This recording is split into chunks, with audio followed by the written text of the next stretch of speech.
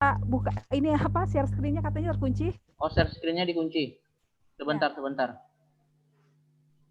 Baik, bismillahirrahmanirrahim. Assalamualaikum warahmatullahi wabarakatuh. Waalaikumsalam warahmatullahi wabarakatuh. Selamat siang Bapak Ibu semuanya. Selamat siang kami ucapkan kepada Kepala Dinas Pendidikan Provinsi Kalimantan Barat. Selamat siang kepada Ketua Bapak Ibu Dewan Guru semuanya dan Ketua Wilayah IGI Kalbar Bapak Dodi Iswanto MPD. Baiklah, untuk mempersingkat waktu, kita akan menyanyikan lagu Indonesia Raya untuk pembukaan pada siang hari ini. Hadirin dipersilakan untuk berdiri.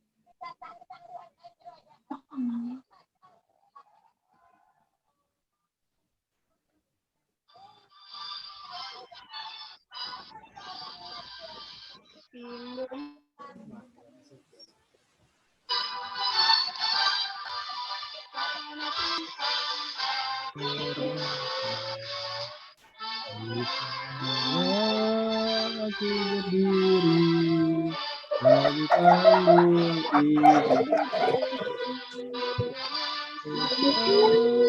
kebangsaanku, airku, marilah kita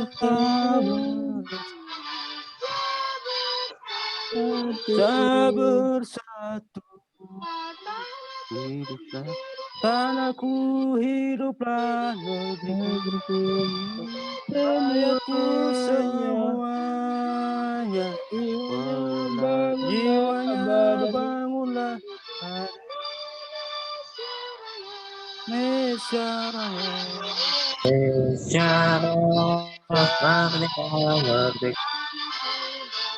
Tanahku, negeriku yang ku cinta. Raya merdeka, merdeka, hiduplah Indonesia Raya. Merdeka, merdeka, tanahku, negeriku yang ku cinta. Merdeka, Indonesia Raya. Hadirin dipersilakan untuk duduk kembali.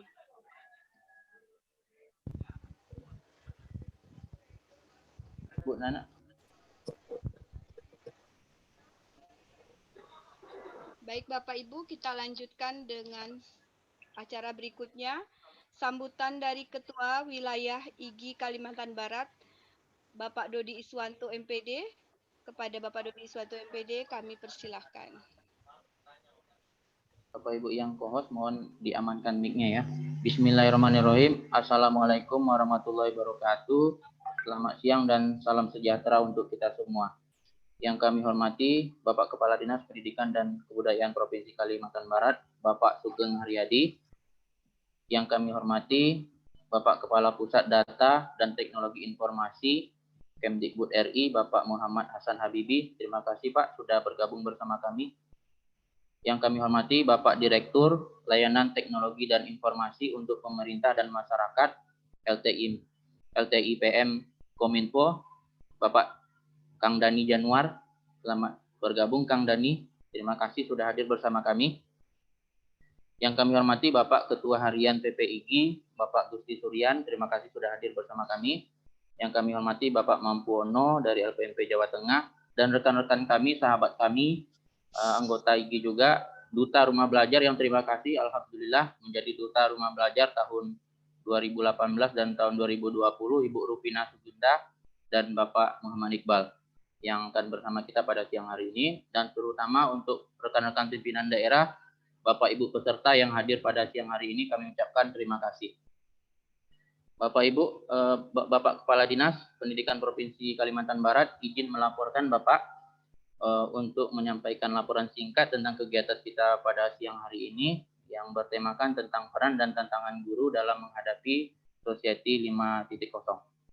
Adapun per pukul 8 pagi tadi, per 16 Desember, pendaftar yang hadir itu sebanyak 820 orang peserta. Adapun narasumber yang akan bersama kita lebih banyak nanti dialog interaktif tanya jawab saja. Nah, itu dari Kopus Datin, dari Kominfo, dan dari Duta Rumah Belajar dan teman-teman kami di IGI.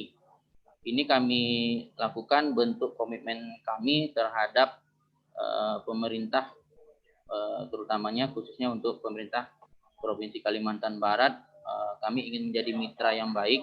Bagaimana kami meningkatkan mutu, membuka akses dan memperbaiki tata kelola yang selama ini dicita-citakan oleh pemerintah Provinsi Kalimantan Barat. Kami ingin menjadi bagian mitra yang baik dalam mewujudkan visi pendidikan di Provinsi Kalimantan Barat ini. Bapak Ibu yang kami hormati, IGI Kalbar sebenarnya sudah bergerak cukup lama, tahun 2016. Kami untuk Duta Rumah Belajar ini sering-seringnya itu anggota IGI yang ikut. Memang ya dutanya itu satu setiap tahun, setiap provinsi.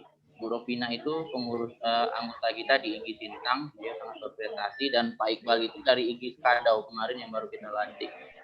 Walaupun mereka statusnya anggota kami, anggota IGI, karena beliau sekarang adalah Duta Rumah Belajar, ya berarti bukan milik IGI lagi. Berarti milik semua guru gitu. Jadi kami ikhlaskan, kami untuk Pak Kopus Datin, Pak Hasan Habibi untuk membina mereka, terutama nanti di kami di Kalimantan Barat ini. Mungkin nanti untuk kegiatan ini kita banyak diskusi saja, terutama kalau kita mengenal tentang kelas maya, lalu ada sekolah digital, lalu sekarang ini ditingkatkan lagi masyarakat digital. Jadi lompatannya sangat luar biasa. Sementara yang sering dipaparkan oleh Pak Kadis itu bahwa kita banyak masalah penting di situ, kami siap membantu, walaupun sedikit yang mungkin yang bisa kami sumbangsikan untuk Provinsi Kalimantan Barat ini, kami akan sumbangsikan walaupun itu sedikit. Selanjutnya kami mohon kepada Pak Kadis untuk memberikan arahan, sambutan, sekaligus membuka acara ini secara resmi. Mungkin itu saja dari saya, tidak usah berpanjang-panjang karena saya tahu Pak Kadis lagi di Bali, lagi ada kegiatan.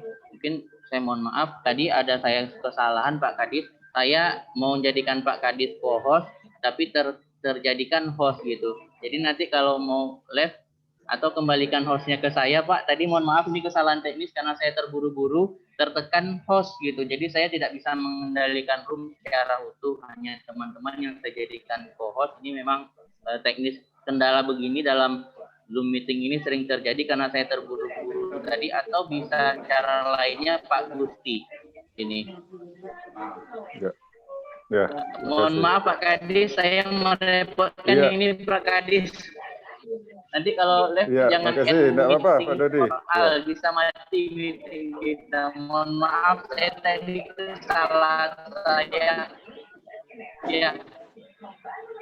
Mungkin itu saja, saya kembalikan ke moderator. Terima kasih. Assalamualaikum warahmatullahi wabarakatuh. Bu Nana. Waalaikumsalam warahmatullahi wabarakatuh. Terima kasih kepada Bapak Dodi Iswanto yang telah memberikan sambutan. Baik, dilanjutkan dengan acara berikutnya, yaitu sambutan Kepala Dinas Pendidikan Provinsi. Nah, itu mengapa pemerintah melakukan intervensi melalui kami di Kementerian Kominfo untuk melakukan pemerataan jaringan telekomunikasi di daerah-daerah tersebut. Nah, mungkin saya yakin Bapak Ibu yang hadir di sini sebagian besar mengalami ya pusingnya ketika internet di daerah itu satu kualitasnya mungkin tidak baik, bahkan memang jaringannya tidak sampai. Nah, itu yang menjadi fokus kami di Kementerian Kominfo dalam waktu dekat untuk menyelesaikan permasalahan tersebut. Ini kita masih sesi tanya jawab ya Bu ya, bukan paparan keseluruhan ya mungkin ya.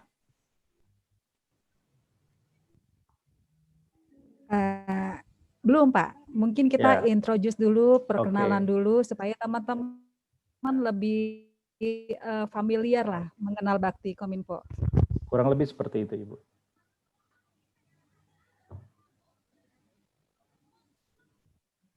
Baik, mungkin Bapak bisa jelaskan lagi selain tadi layanan yang menjadi menjadi beban dan tanggung jawab dari Bakti Kominfo, mungkin ada hal-hal yang berhubungan dengan dunia pendidikan, karena saya mendapat informasi bahwa Bakti Kominfo bukan cuma di bidang pendidikan, tapi kesehatan juga ada. Nah, khusus untuk pendidikan bagaimana Pak? Baik, tadi yang pertama kita bicara masalah infrastruktur telekomunikasi ya.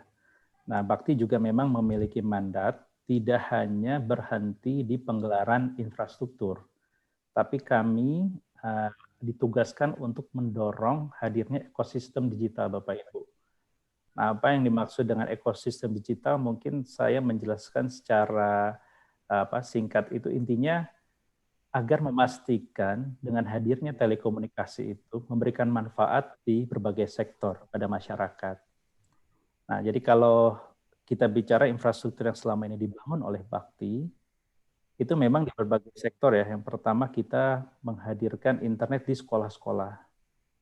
Itu di tempatnya Pak Hasan kita sudah bangun sekitar mungkin lebih dari 4.000 titik. Nah, ada juga yang ditempatkan di puskesmas, ada juga yang ditempatkan di kantor-kantor desa, di layanan publik, dan area-area lainnya yang memang kita melihat potensi atau kebutuhan untuk menghadirkan layanan telekomunikasi.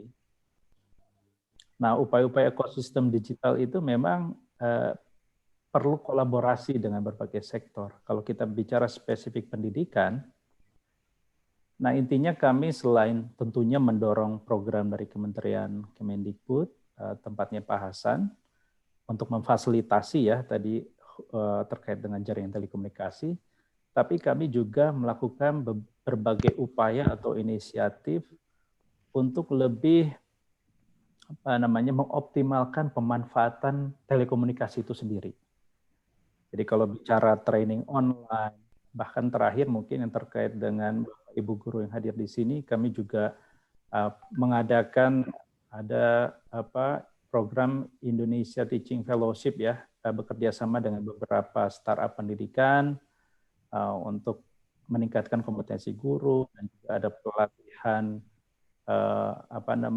di bidang TIK untuk siswa-siswa di beberapa tempat. Seperti itu, Bu.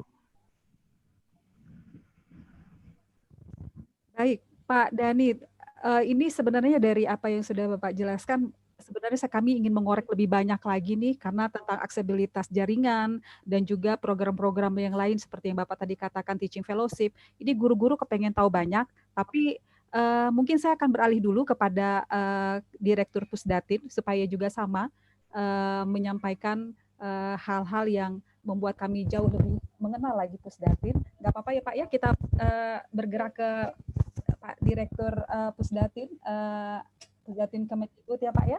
Sebelum nanti teman-teman udah banyak yang tanya, sudah banyak yang raise hand untuk banyak hal tentang Bakti Kominfo. Baik Bapak Ibu, kita lanjut ke Bapak Hasan Sabibi, Kepala Pusdatin Kemendikbud. Mungkin sama Pak, pertanyaannya kepengen tahuan kita tentang Pusdatin sendiri. Mungkin Bapak bisa menjelaskan sehingga kita lebih mengenal lebih dalam tentang Pusdatin Kemendikbud. Bapak Hasan Sabibi, dipersilakan. Baik, terima kasih Bu Evin. Selamat siang semuanya. Assalamualaikum warahmatullahi wabarakatuh. Salam sejahtera untuk kita semua. Salam sehat. Yang saya banggakan Bapak Ibu guru yang hari ini hadir, yang kebetulan acara ini diinisiasi oleh rekan-rekan dari IGI Salam hormat, salam kenal semuanya buat semua Bapak Ibu guru yang hari ini hadir. Ada kawan saya, sahabat saya Pak Dani yang hampir 5 tahun ini kita berinteraksi, walaupun jarang banget ketemu fisik gitu ya, tapi secara pekerjaan kita terus ketemu di lapangan. Terima kasih atas bantuan, terutama aksesibilitas koneksi internet ke sekitar 4.000-an sekolah di bawah lingkungan Kemdikbud, dan itu berada di daerah-daerah remote area betul yang memang betul-betul membutuhkan penetrasi, sehingga informasi dan hal-hal lain yang sifatnya digital resources bisa kemudian dihantarkan dengan mudah ke titik-titik tersebut. Ada juga beberapa kawan-kawan saya juga di sini, ada Pak Mampuono, kemudian ada Duta Rumah Belajar, ada Mas Iqbal, ada Bu Rufinda, yang seringkali juga membantu kami dalam proses sosialisasi, diseminasi beberapa program-program yang ada di Kemdikbud. Jadi kalau tadi pertanyaannya apa sih itu Pusdatin, saya bingung jawabnya apa gitu ya. Saya bingung jawabnya apa, tapi yang jelas mungkin yang perlu Bapak Ibu semua ketahui hari ini, setelah Ristek Dikti bergabung, atau Dikti terutama bergabung lagi dengan Kemdikbud, hari ini hanya ada satu pusat data dan teknologi informasi di bawah Kementerian Pendidikan dan Kebudayaan, yaitu Pusdatin itu sendiri. Dan kalau ini kan guru-guru semua ya, Anda pasti kelola Dapodik kan, Anda pasti kelola Dapodik, Anda pasti pakai rumah belajar, Anda kemarin dapat kuota internet untuk guru siswa pada saat kemarin, dan tentunya kemarin beberapa dari Bapak Ibu mendapatkan akun pembelajaran yang barusan di-launch dari Kemdikbud, itu semuanya dikerjakan secara technical issue-nya di Pusdatin semua. Jadi itu yang paling gampang. Jadi kalau Anda ingat Dapodik, yaitu Pusdatin di situ. Di mana kemudian hampir semua trigger policy-policy yang ada di Kemdikbud bermuaranya jadi Pusdatin. Program BSU, bantuan subsidi upah yang diterima Bapak Ibu guru semua, itu datanya ya dari Pusdatin. Nanti asesmen kompetensi, datanya ya dari Pusdatin. Bahkan sekolah yang siap nanti melaksanakan tatap muka atau program sanitasi yang selama ini ada di Pawdidasmen misalnya, itu juga sekali lagi koordinasi datanya juga ada di Pusdatin. Jadi singkat kata singkat cerita, hari ini Bapak Ibu semua, era di mana kemudian proses transformasi digital itu maju. Sekian tahun dari desain awal yang kita siapkan, karena efek pandemi membuat Pusdatin mau tidak mau harus mengambil ancang-ancang yang lebih sigap untuk itu. Karena kebutuhan terkait teknologi informasi maupun data, lebih khususnya di bidang pendidikan dan kebudayaan, pasti bermuaranya di Pusdatin. Bapak Ibu kalau NUIPTK-nya belum selesai, ya urusannya nanti dengan Pusdatin. Bapak Ibu kalau misalnya nomor induk siswanya juga belum clear gitu ya, sehingga tidak bisa mendapatkan bantuan KIP, PIP dan segala macam, itu nanti urusannya juga dengan Pusdatin. Jadi singkat kata singkat cerita, hal ihwal terkait dengan semua informasi teknologi, data dan tata kelolanya itu semuanya bermuara di Pusdatin. Nah, terus kemudian terkait dengan aktivitas ini sendiri, saya cuma ada 3 hal yang ingin saya sampaikan ke Bapak Ibu sekalian. Yang pertama tentu kalau kita bicara percepatan atau lompatan teknologi informasi yang ada di dunia, atau lebih khusus lagi di Indonesia, ataupun dimanapun titiknya, itu tidak ada mungkin, tidak ada bukan, kecuali kita berkolaborasi. Itu sesuatu yang pasti nggak bisa enggak. Kami nggak bisa melakukan tusinya Pak Januar, karena beliau yang mendapatkan tugas untuk melakukan penetrasi, akses ke titik-titik yang sulit. Kami hanya bisa memberikan data kepada Pak John. Ini loh Pak, sekolah yang belum ada koneksi internetnya. Nah nanti tugas beliaulah yang kemudian bagaimana memikirkan secara teknikal penetrasi itu bisa dilakukan dengan teknologi pilihan yang semacam apa. Nah kemudian balik lagi ke kami. Setelah teknologinya disiapkan kawan-kawan bakti, aksesnya disiapkan, tugas kamilah memberikan sarana, prasarana, dan fasilitas pendukung. Semacam komputer, laptop, pelatihan guru. Nah, hal-hal semacam ini kemudian dilakukan oleh kami juga kembali saat itu di Pustekom ya, sekarang di Pusdatin, sehingga sekali lagi kolaborasi ini menjadi titik kunci yang tidak bisa dipisahkan antara satu dengan yang lain saat kemudian kita bicara transformasi digital. Tidak ada dunia teknologi hari ini yang silo-silo. Tidak ada pola kayak apapun tanpa relasi. Nah, saya pikir ini juga menjadi yang kedua yang ingin saya sampaikan juga sekaligus kepada teman-teman semua, bahwa kalau kita mengikuti madhab pembangunan, biasanya kan kita mengenal yang namanya konsep triple helix. Triple helix. Triple helix itu ada pengusaha, ada pemerintah, dan ada akademisi. Namun, kadang-kadang kita lupa, ada publik, ada masyarakat yang selama ini kalau menggunakan pendekatan konsep triple helix, itu selalu positioningnya objek, mohon maaf. Nah, sekarang saatnya kita kemudian bergeser ke quadruple helix, di mana masyarakat, publik juga sama-sama menjadi subjek proses pembangunan yang akan kita lakukan. Jadi pemerintah, kemudian pengusaha, akademisi, tidak bisa kemudian semena-mena, kasarnya gitu ya, menetapkan skala prioritas pendidikan tanpa ada dialog, tanpa ada partisipatif, tanpa ada masukan, dan tanpa ada subjek-subjek yang sebetulnya secara langsung itu terlibat di lapangan. Nah, di titik inilah saya pikir rekan-rekan di PGRI, rekan-rekan di IGI maupun komunitas yang lain, positioningnya ya subjek itu tadi. Sehingga tepat tadi yang dikatakan oleh koordinator IGI tadi, ketuanya di sambutan awal, positioningnya kemudian partnership, bukan objek, di mana subjeknya adalah pemerintah atau pengusaha atau akademisi. Nah, sehingga relasi yang ideal ini tadi bisa diciptakan, karena saya ingat satu pepatah lama itu begini, kalau kita ingin berlari cepat, itu mungkin kita bisa jalan sendirian. Tapi kalau kita ingin berjalan jauh, itu kita harus bersama-sama dan bergandengan tangan. Nah, di titik inilah saya pikir diskusi kali ini nanti menemukan momentumnya, teman-teman dari Pusdatin. Di sini nanti mungkin secara teknis ada kawan-kawan dari Duta Rumah Belajar ya, Bu Rufinda maupun Mas Iqbal nanti akan lebih banyak menjelaskan secara teknikal, tapi pada prinsipnya adalah kalau kita ingin berjalan jauh, kita harus bersama-sama dan bergandengan tangan. Ini poin kedua yang ingin saya sampaikan. Nah, poin ketiga, saya pikir pada diskusi kali ini, Bapak Ibu semua, karena mengambil satu setting terkait dengan Society 5.0. Society 5.0 ini kan berkenaan dengan masyarakat informasi. Kalau dari terminologinya itu kan, kalau Bapak Ibu mungkin sedikit flashback ya, yang namanya Society 1.0 itu kan hunter-gatherer. Kemudian Society 2.0 itu terkait dengan agrarian society, masyarakat yang banyak petani di sana. Kemudian Society 3.0 itu lebih banyak ke industrial atau kelompok-kelompok industri. Society 4.0 atau sekarang orang menyebut revolusi 4.0 itu lebih bergerak ke arah adalah masyarakat informasi. Nah, Society 5.0 sebetulnya lebih ke arah super smart society, yang itu sebetulnya dilempar sama kawan-kawan di Jepang sana pada saat kemudian mencoba membuat sebuah lompatan kalau kita bicara super smart society yang kemudian diidentifikasi dengan Society 5.0 itu tadi. Di mana ini merupakan lompatan dari big data, Internet of Things, kemudian cloud, artificial intelligence, and mobile gadget, di mana kemudian masing-masing aspek itu terintegrasi. Namun kalau kita katakan saat kemudian akan lari ke sana, tentu banyak sekali yang harus kita siapkan, terutama dari sisi kapasitas SDM. Teman-teman Kominfo sangat paham dan sangat fasih urusan ini. Nah, kami biasanya di dunia pendidikan, kalau saat di apple to apple kan dengan teknologi, kita selalu agak kepondal-pondal untuk mengikuti itu. Beberapa statement atau menteri terdahulu, misalnya Mas Anies pernah menyampaikan, misalnya teknologi sudah bergerak ke abad 21.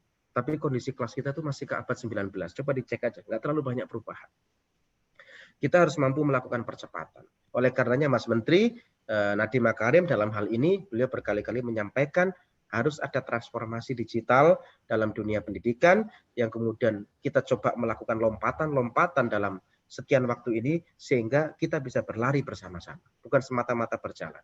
Oleh karenanya, kami di Pusdatin salah satunya di samping ada portal rumah belajar yang sudah pernah kita launch beberapa waktu yang lalu, bantuan kuota dalam kondisi pandemi, kami juga meluncurkan akun pembelajaran ya, akun pembelajaran yang kita harapkan mampu kita bikin berlari bersama-sama, mampu membuat berlari bersama-sama menyikapi transformasi digital yang hari ini sedang kita hadapi ini, dan mengarah kepada paling tidak Society 4.0 di mana kemudian masyarakat informasi itu betul-betul melek secara literasi, syukur-syukur bisa mengarah ke super smart society, di mana kalau saya ngambil atau menilik dari tema ini yang teman-teman agendakan, kita akan bicara masalah komunitas yang sehat, Komunitas kemudian yang betul-betul bisa memanfaatkan internet ini dengan baik.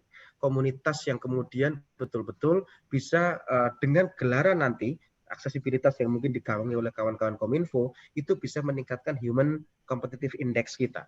Nah, kalau larinya ke sana, nanti saya pikir Society 5.0 secara perlahan kita akan mulai menuju. Nah, sekali lagi ini menuntut kesiapan, ini menuntut kolaborasi, ini menuntut keseriusan dan tentu keistiqomahan dari masing-masing tahapan untuk kemudian kita bisa lari ke sana.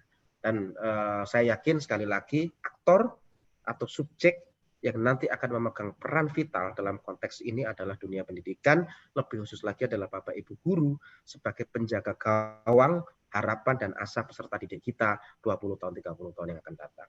Sebagai sebuah closing yang ingin saya sampaikan, saya ingin menyitir aja yang disampaikan oleh Sayyidina Ali, bahwa didiklah anak sesuai dengan zamannya, karena nanti kita tidak akan hidup satu zaman dengan mereka. Teman-teman Kominfo sudah menyiapkan infrastruktur. Pusdatin mencoba menyiapkan aplikasi, akun pembelajaran, dan konten. Yang mendidik siapa? Bapak Ibu. Semua trigger, semua kemewahan teknologi yang hari ini kita peroleh, mari kita maksimalkan untuk mendidik adik-adik kita, sehingga mereka siap menghadapi zamannya 20 tahun dan 30 tahun yang akan datang, dan saya yakin kalau ini kita lakukan secara konsisten dan serius, ini akan menjadi amal yang luar biasa buat kita semua. Saya pikir itu yang bisa saya sampaikan, Bu Evin dan teman-teman semua. Terima kasih atas kegiatan ini. Kami diberikan waktu untuk bisa berdiskusi dengan Bapak Ibu semua. Nanti mungkin secara teknikal ada Mas Mampuono, ada Mas Iqbal, ada Bu Rufinda dan teman-teman semua. Tadi ada Pak Gusti juga ya, ada Pak Gusti juga yang nanti akan bisa lebih banyak cerita bagaimana kita mempersiapkan anak-anak kita sesuai dengan zamannya itu tadi. Terima kasih, selamat siang. Wabillahi taufiq wal hidayah. Assalamualaikum warahmatullahi wabarakatuh. Salam sehat semuanya. Iya, terima kasih Pak Hasan. Ini semakin menarik sekali setelah apa yang dijelaskan Pak Hasan, bagaimana kemitraan Bakti Kominfo dan Pusdatin sendiri dalam mempersiapkan guru memasuki Society 5.0 ini. Ada banyak hal yang kita akan gali lagi karena menarik sekali, karena penjelasan Bapak bagaimana Bakti Kominfo menyediakan aksesibilitas internet dan Pusdatin sendiri menyediakan perangkat-perangkatnya sehingga ada jalinan kerjasama. Nah, saya mau mengarah kepada Pak Mampuono. Pak Mampuono, saya mungkin saat ini memposisikan Bapak sebagai praktisi pendidikan. Pak, bisa memberi tanggapan kepada apa yang sudah disampaikan Pak Hasan Habibi dengan Pak Dhani yang sudah menyediakan layanannya dan juga menyediakan perangkat-perangkatnya buat guru-guru di dalam dunia pendidikan. Mungkin Pak Mampuono bisa memberikan tanggapannya karena lebih banyak berinteraksi dengan guru ya Pak ya. Monggo Pak.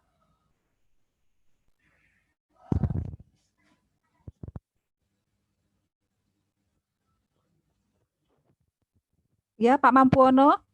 Baik, mungkin Oke, sudah. Tadi hostnya belum memperbolehkan saya. Baik, Assalamualaikum warahmatullahi wabarakatuh. Apakah suara saya bisa didengar?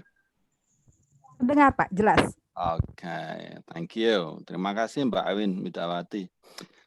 Selamat siang dan salam sejahtera untuk kita semuanya, teman-teman sekalian dari Kalbar dan juga terutama ini teman-teman yang menjadi narasumber pada siang hari ini. Pertanyaannya tadi baru dengar bising-bising, kebetulan sebelah itu ada ini ya, renovasi. Mungkin sedikit bisa diulang sekali lagi, pendek saja. Nanti saya coba berikan tanggapannya karena memang waktu kita tidak banyak kan begitu.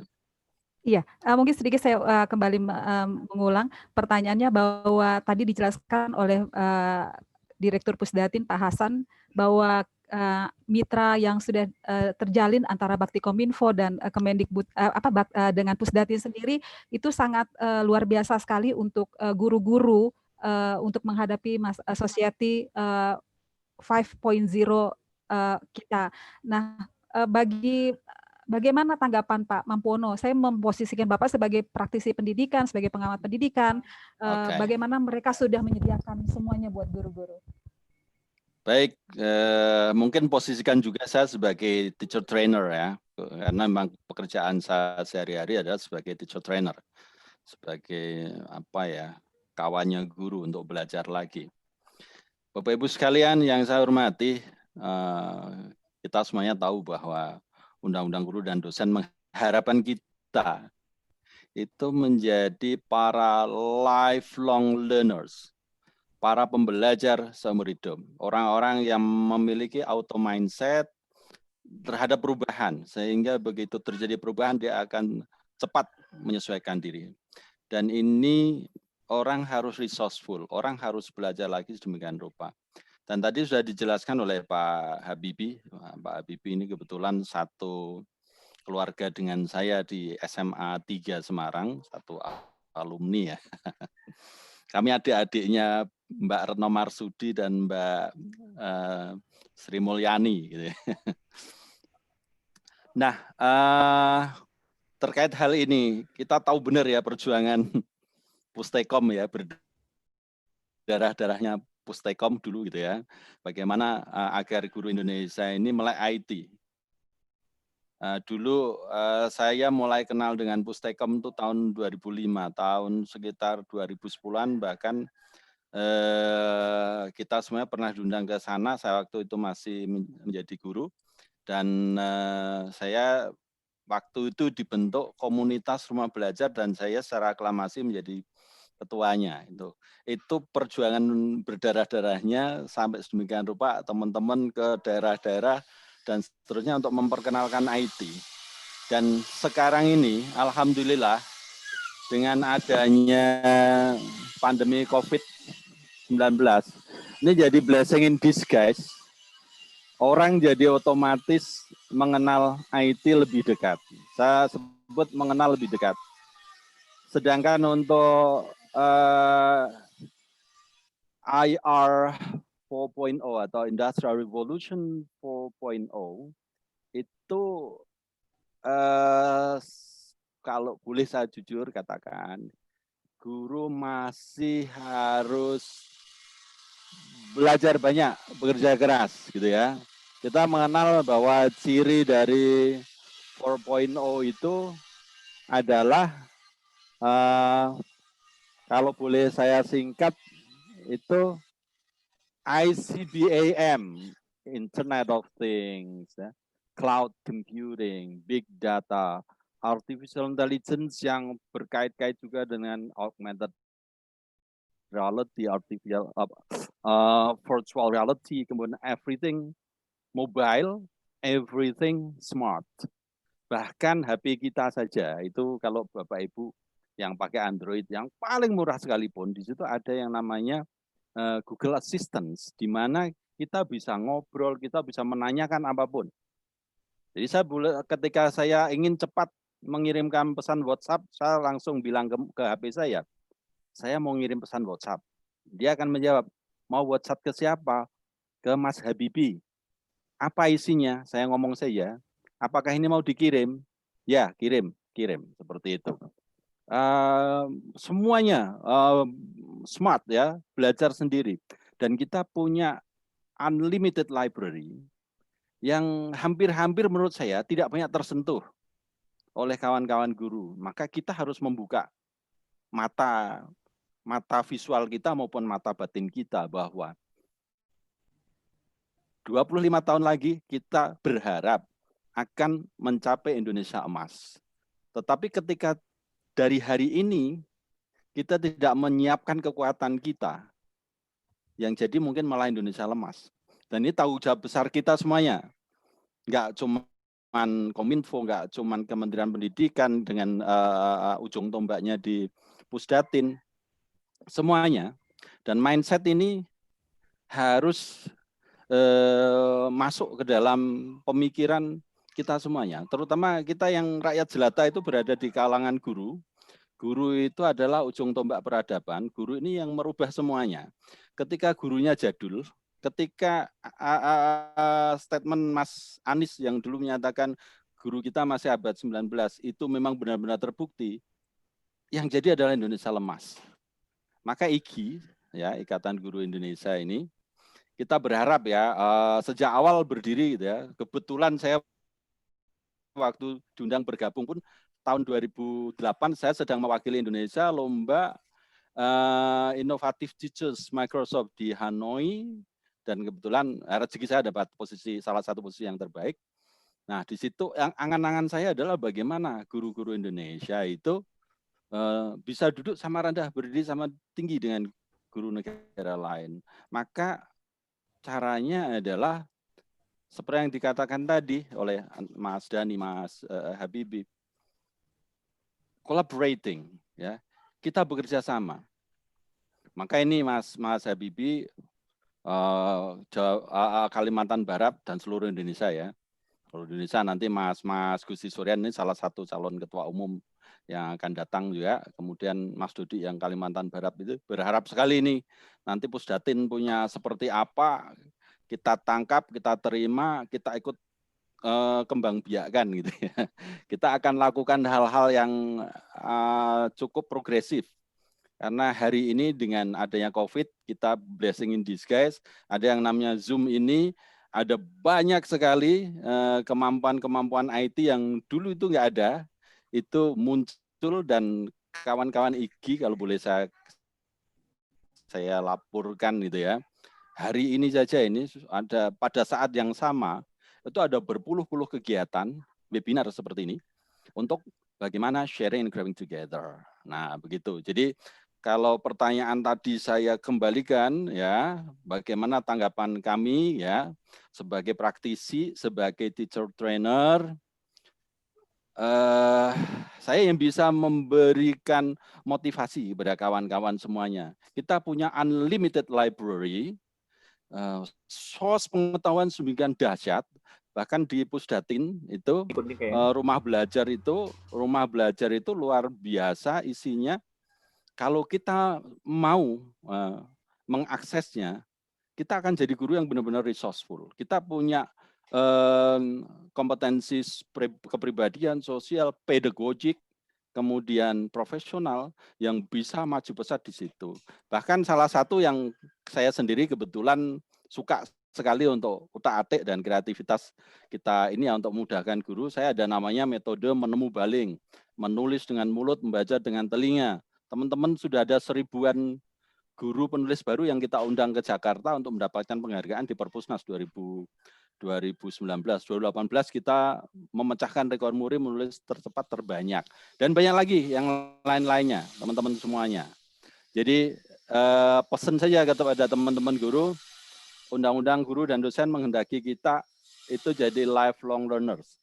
Jangan berhenti belajar, jangan berhenti bertanya, belajar dari siapapun ya, seperti apa itu instruksi tadi atau pesan dari Pak Kepala Dinas. Kita bahkan bisa belajar dari anak didik kita. Atau sekarang kita belajar dari benda mati tapi pintar, smartphone kita. Ya, kira-kira semacam itu, supaya Society 5.0 yang sudah di ujung mata kita dan Indonesia emas itu memang benar-benar terjadi. Begitu. Ya, saya ucapkan terima kasih kepada teman-teman Kominfo, teman-teman Pusdatin yang tidak berhentinya berdarah untuk Indonesia lebih maju. Begitu Mbak Edwin. Assalamualaikum warahmatullahi wabarakatuh. Ya, terima kasih Pak Mampuono. Artinya guru-guru ini memang harus siap ya, karena sudah disediakan oleh Bakti Kominfo, disediakan oleh Pusdatin, bagaimana guru-guru sendiri menerima hadiah ya dari mereka untuk kita bisa menjadi pelaku-pelakunya untuk menghadapi Society 5.0 ini ya, Pak Mampu ya. Siap. Baik, saya beralih ke Pak Gusti Suryan. Pak, ini tadi ditantang nih sama Pak Mampuono. Katanya bagaimana kita nih mau menangkap bola atau kita langsung kejar bola aja Pak, sebagai organisasi guru profesi, menangkap bola apa yang Pak Dani dari Bakti Kominfo dan dari Pusdatin sendiri yang sudah ingin memberikan sesuatu bagi guru-guru. Ini bagaimana sendiri dengan organisasi IGI Pak Gusti? Oke, terima kasih Bunda. Saya ucapkan dulu salam takjim saya ke Pak Hasan Habibie, PLT Pusdatin, Kemendikbud, kemudian Pak Denny Januar, Mas Mampu, Mas Jen kita, Pak Dodi ya. Terima kasih atas kesempatannya, juga Pak Iqbal, juga Ibu Rufina ya. Saya menarik sekali diskusi kita pada kesempatan sore ini. Jujur secara pribadi saya baru tahu Pak, Pak Denny tadi menyampaikan bagaimana bakti Kominfo, kemudian Pak Hasan Habibie, kemudian berbicara Kapus Datin ya, pusatnya data-data Kemendikbud. Saya teringat kemarin ada kejadian di Kabupaten Banjar, salah satu dari daerah 3T. Mereka terlambat untuk pencairan dana tunjangan mereka. Akhirnya kita sampaikan ke lewat Dirjen GTK, kemungkinan besar dari Dirjen GTK mengarahkan ke Pusdatin data ya. Akhirnya data mereka clear, bisa cair kembali dan mereka bisa bergabung dengan IGI. Ini bagian advokasi kita. Nah, di sini saya ingin menyampaikan pertama-tama ya, ada sebuah kebahagiaan bagi kita setelah kita mengetahui bahwa ternyata di Kemendikbud sendiri ada Kapus Datin, kemudian dari Kominfo ada Bakti Kominfo ya. Ini adalah hal yang sangat bagus untuk kita ke depan, IGI ke depannya. Artinya IGI bagian dari organisasi profesi undang-undang, amanah undang-undang nomor 14 tahun 2005, kemudian diperhalus lagi, diperjelas oleh VV nomor 19 tahun 2017, bahwa persoalan-persoalan di negeri ini tidak akan bisa diatasi tanpa kehadiran semua stakeholder. Artinya baik pemerintah daerah, pemerintah provinsi, kemudian salah satunya organisasi profesi. Nah, ke depan kita ingin mengembangkan apa? IGI udah selama ini dengan moto sharing and growing together-nya udah melakukan banyak hal tentang pelatihan peningkatan kompetensi. Nah, saya melihat sebagai bagian dari orang Kalimantan dan juga melihat bagaimana kondisi di lapangan, saya berharap gerakan-gerakan kita ke depan itu nanti ada gerakan-gerakan kita mendorong pelatihan untuk di daerah pinggiran. 3T yang disampaikan oleh Pak Denny Januar tadi, ada 12.000 sekolah yang masih belum menikmati fasilitas itu kan. Fasilitas internet ya mungkin ya, fasilitas komunikasi. Dan ini harapan kita ke depan, kita insya Allah siap bergabung, siap bersama untuk membangun negeri ini. Artinya apa? Seperti yang disampaikan oleh Pak Hasan Habibie, jika istilah beliau tadi, jika untuk berjalan jauh, mari kita bersama dan bergandengan tangan. Artinya apa? Pada saat gerakan untuk bangsa ini tidak akan mungkin dilakukan oleh segelintir orang atau pemerintah sendiri. Artinya semua orang harus terlibat di sini. Nah, IGI punya kan besar untuk membantu di sini, dan IGI juga punya komitmen nanti ke depan untuk bergerak di bidang ini, khususnya nanti untuk gerakan-gerakan di 3T ya. Walaupun juga nanti di samping Kominfo kemudian Pusdatin kita juga akan bekerja sama, kita akan bekerja sama dengan Kementerian Desa Tertinggal juga kan. Harapannya apa? Harapan kita ke depan kita sadar bahwa guru-guru hebat itu tidak saja di kota sebenarnya, tidak saja di kota. Banyak guru-guru kita hebat yang berada di daerah tertinggal. Terbukti di Kalimantan Barat itu banyak sekali tuh. Dari teman-teman yang 3T itu kan melahirkan guru-guru hebat. Artinya tidak ada bedanya. Kalau mereka diberi kesempatan yang sama, difasilitasi yang sama, tinggal sebagai anak bangsa yang sama-sama bangsa kita ini punya kesempatan yang sama untuk mendapatkan fasilitas, artinya harapan kita ke depan tidak ada bedanya lagi untuk daerah-daerah yang pinggiran, daerah tertinggal itu, mereka juga mendapatkan akses. Karena selama ini kawan-kawan yang di 3T itu akses informasi yang jadi masalah. Sangat bermasalah sekali. Nah, ini yang mungkin ke depan kita bersama-sama, khususnya IGI juga akan memberikan masukan-masukan, kemudian informasi-informasi terkait dengan ini.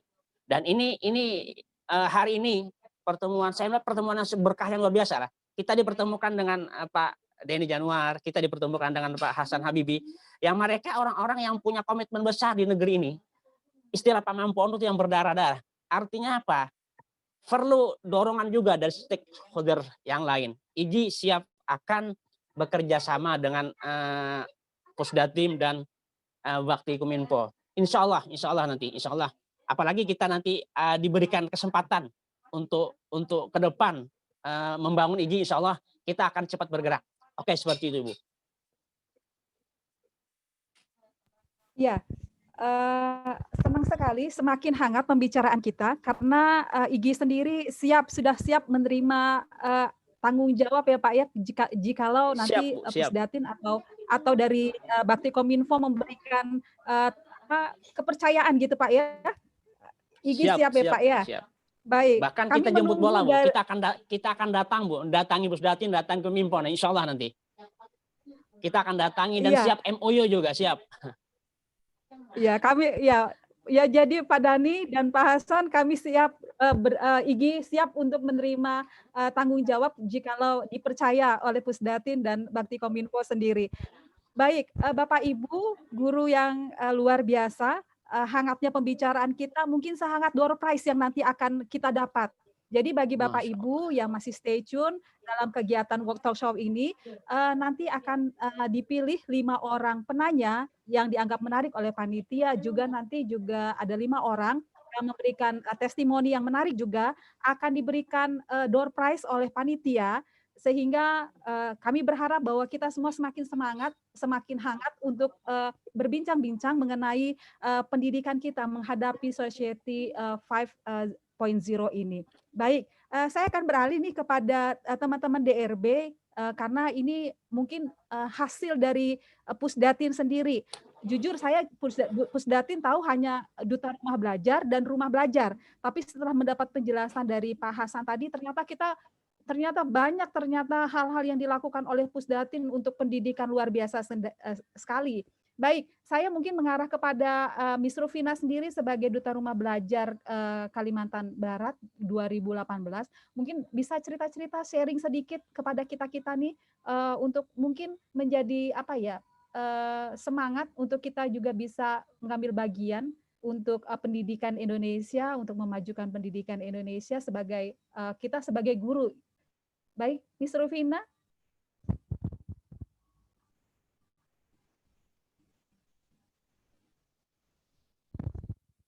Miss Rufina, jelas mendengar Bu Miss Rufina, Bu Rufina?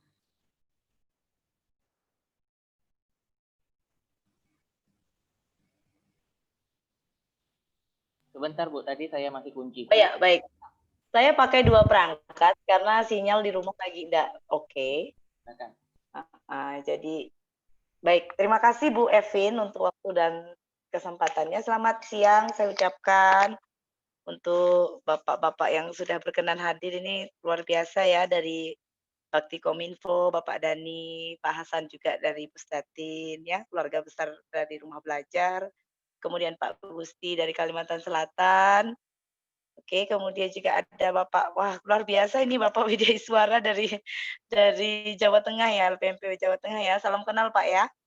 Dan juga sahabat saya tercinta Bapak Muhammad Iqbal, selamat sudah sudah bisa menyandang gelar Duta Rumah Belajar Provinsi Kalbar tahun 2018 Memina ya. Baik. Jadi yang mau ditanyain apa nih Bu Evin? Yang mau ditanya-tanya sama Bu Duta? Nah, sekedar sharing kepada kita guru-guru karena kebetulan di sini dari Pusdatin sudah menyediakan ruangan buat guru-guru ya untuk kita bisa mengeksplor kemampuan kita. Oke, baik. Yang pertama saya mau nanya dulu, ini kurang lebih kita ada 200-an guru ya yang hadir di sini ya. Itu udah pada pernah belum buka rumah belajar gitu? Karena percuma juga saya cerita tentang rumah belajar nanti Bapak Ibunya belum kenal. Jadi nanti kayak peribahasa enggak kenal maka enggak sayang. Jadi boleh sambil kita ngobrol-ngobrol ringan di sini, boleh sambil dibuka, ketik aja di Google, di search engine-nya rumah belajar itu apa. Nah, baik, di tahun 2018 itu saya iseng-iseng saja itu mendaftar ikut pembatik. Jadi saya pikir pembatik itu apakah ya membuat batik gitu ya. Ternyata bukan gitu kan, sebuah diklat pembelajaran untuk guru-guru di mana di situ ya berbasis TIK lah ya karena kita diklatnya online. Nah, jadi kebetulan sekali dengan tema kita yaitu Society 5.0 itu sendiri. Nah, saya jadinya apa ya Bu Epin seperti menemukan chemistry gitu loh. Kenapa di 2018 saya terpilih menjadi duta rumah belajar. Awalnya saya tidak yakin gitu, tidak pede dengan diri saya sendiri gitu kan. Oh, am I gitu? Apakah benar saya gitu? Mengingat saya kemampuan apa namanya IT ability-nya not really good gitu ya rata-rata sajalah gitu. I know gitu. Nah, kalau saya membaca tentang apa namanya poin-poin yang diambil di dalam apa namanya Society 5.0 itu sendiri kan ternyata ya teknologi itu kan juga tidak akan berguna ya without human being itu sendiri ya kan. Secanggih apapun teknologi kalau kita manusianya juga tidak bisa memanfaatkannya atau tidak bisa mendayagunakannya dengan baik, itu juga tidak bermanfaat ya kan. Nah, jadi ketika menjadi duta rumah belajar sebenarnya Bapak Ibu itu adalah momentum kami guru-guru di 34 provinsi di Indonesia itu diberi berkat menurut saya. Kenapa dibilang diberi berkat? Karena saat dikukuhkan pun kami masih masih apa ya masih kurang jelas gitu kami ini apakah seperti lomba-lomba apa namanya lomba-lomba pengembangan diri guru lainnya atau bagaimana. Kami pikir ya sudah menang sudah gitu kan kita dapat piagam, kita dapat apa hadiah gitu kan, kita pulang bahagia. Tapi ternyata tidak begitu gitu Bu Epin. Kalau misalnya lomba pengembangan guru lainnya ya ketika kita menang palinglah ya mungkin kita mengadakan riset atau kita paling menceritakan ke teman kita, rekan-rekan kita bahwa ayo dong ikut lomba ini. Nah, menjadi duta rumah belajar itu more than it, lebih dari itu. Kita juga jadi front office-nya rumah belajar, jadi front office-nya Pusdatin di provinsi kita masing-masing. Ya kita memang menjadi seperti diplomat kalau duta-duta di negara-negara. Nah, kami duta rumah belajar ya menjadi duta di kampung kami masing-masing gitu loh kan mengetuk pintu hati teman-teman rekan-rekan guru gitu kan bahwa sebenarnya bukan karena apa ya kita ikut tren atau kita ikut zaman rumah belajar ini ada tapi ternyata kan dia udah 9 tahun kan gitu. Jadi itu waktu yang tidak mudah gitu kan berdarah-darah menurut kata Bapak dari Jawa Tengah tadi gitu kan. Nah, bagaimana berdirinya rumah belajar, bagaimana sampai eksisnya. Jadi sebenarnya duta rumah belajar itu bukan hanya sebuah ajang kompetisi yang kita ikuti kemudian dapat gelar, tapi memang benar-benar kita menjadi apa ya? Kalau saya sih karena saya seorang Nasrani ya, saya Katolik. Jadi saya menganggapnya ketika saya menjadi duta rumah belajar, saya menjadi hamba. Jadi hati saya sebagai hamba di mana, bukannya saya memegahkan diri saya karena, "Ih, Ibu Duta nih gini-gini menang nih," oh enggak gitu, tapi lebih ke bagaimana, saya menunjukkan perilaku hidup saya, cara hidup saya gitu kan, pembelajaran yang saya pakai, ya nggak apa-apa orang nggak maksudnya belum tertarik atau berminat, ya nggak apa-apa.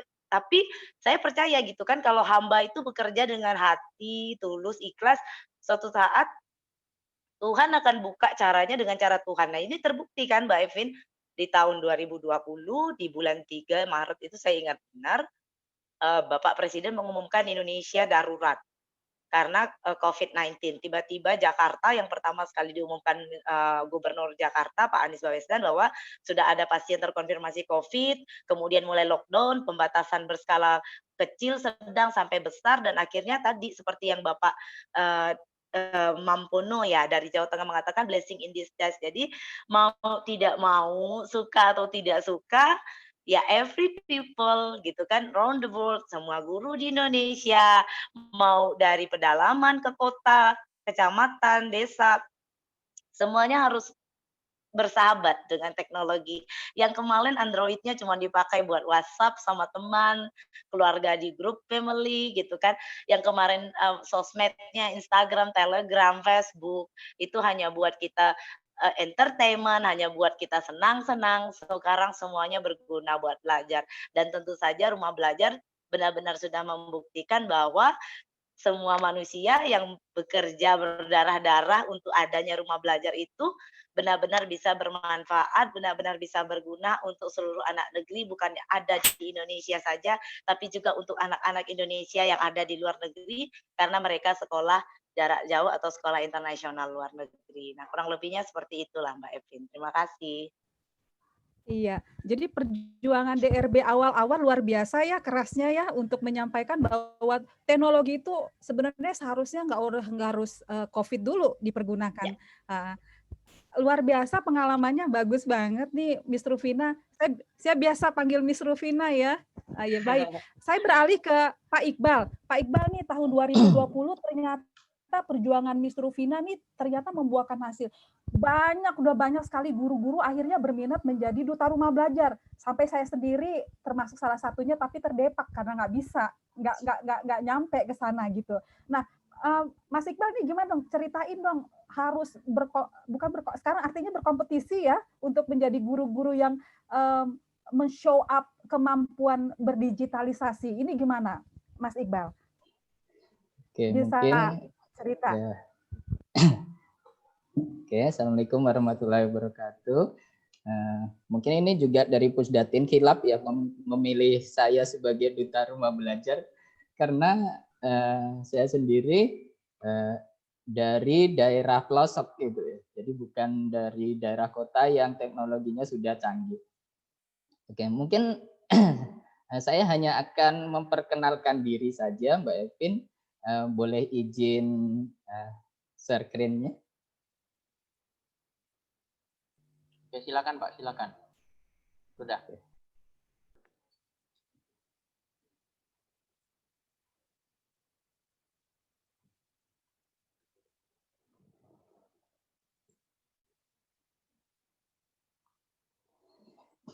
Oke, yang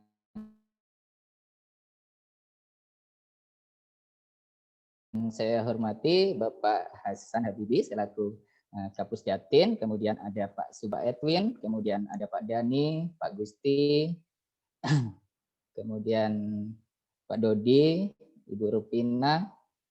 Oke, saya hanya akan memperkenalkan diri selaku Duta Rumah Belajar tahun 2020. Tetapi sebelumnya sudah ada Duta Rumah Belajar, yaitu dari tahun 2017 itu ada Ibu Kartina, kemudian 2018 ada Ibu Rupina, kemudian 2019 ada Ibu Yunda, kemudian alhamdulillah 2020 ada saya Muhammad Iqbal. Jadi saya akan memperkenalkan diri terlebih dahulu.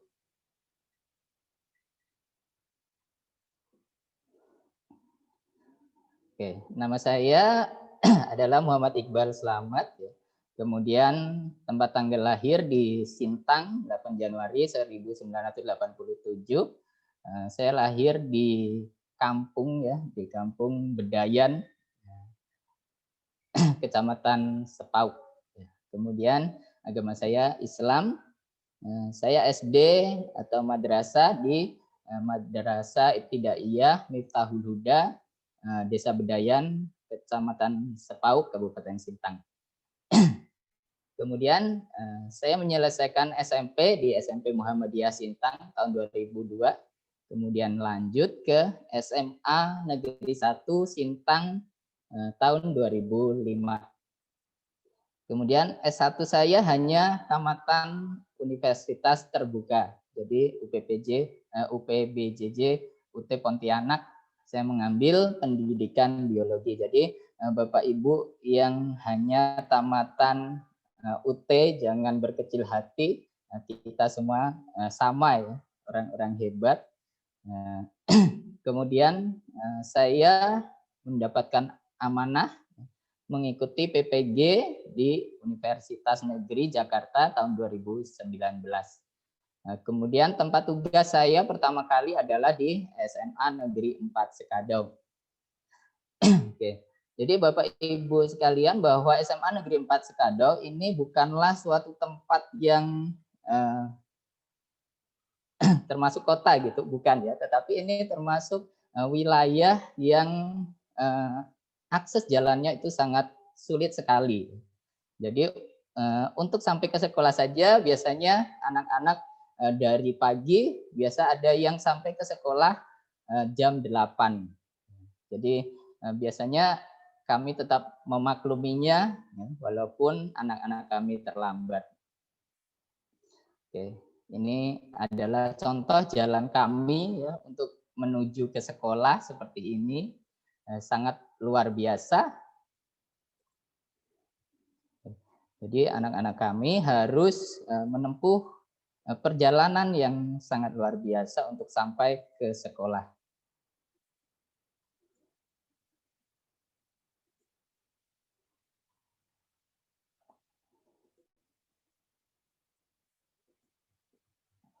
Oke, ini adalah gambaran siswa-siswi kami yang sedang berjalan menuju ke sekolah.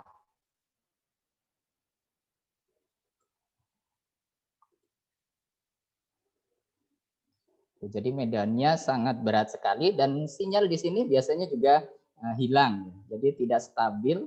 Ya, makanya saya katakan bahwa Pusdatin ini kayaknya hilaf memilih saya sebagai duta rumah belajar karena saya berasal dari pelosok. Oke, ini adalah sekolah kami. Sebenarnya sekolah kami sangat bagus ya, tetapi letaknya di kampung dan perjalanannya sangat sulit sekali. Oke, itu sekilas gambaran tentang tempat saya mengajar atau tempat saya melaksanakan pembelajaran. Kemudian apa sih itu rumah belajar? Nah, rumah belajar ini merupakan bentuk inovasi pembelajaran dari pemerintah. Ini yang menyediakan beragam bahan belajar serta fasilitas komunikasi antar penggunanya. Rumah belajar ini berupa portal gratis dari Pusdatin untuk dunia pendidikan yang dapat diakses melalui www.belajar.kemdikbud.go.id. Kemudian fitur-fitur utamanya di sini ada kelas digital, kemudian ada sumber belajar, ada bank soal, ada laboratorium maya. Sebenarnya sudah lengkap sekali. Jadi untuk melaksanakan daring ini rumah belajar sudah komplit.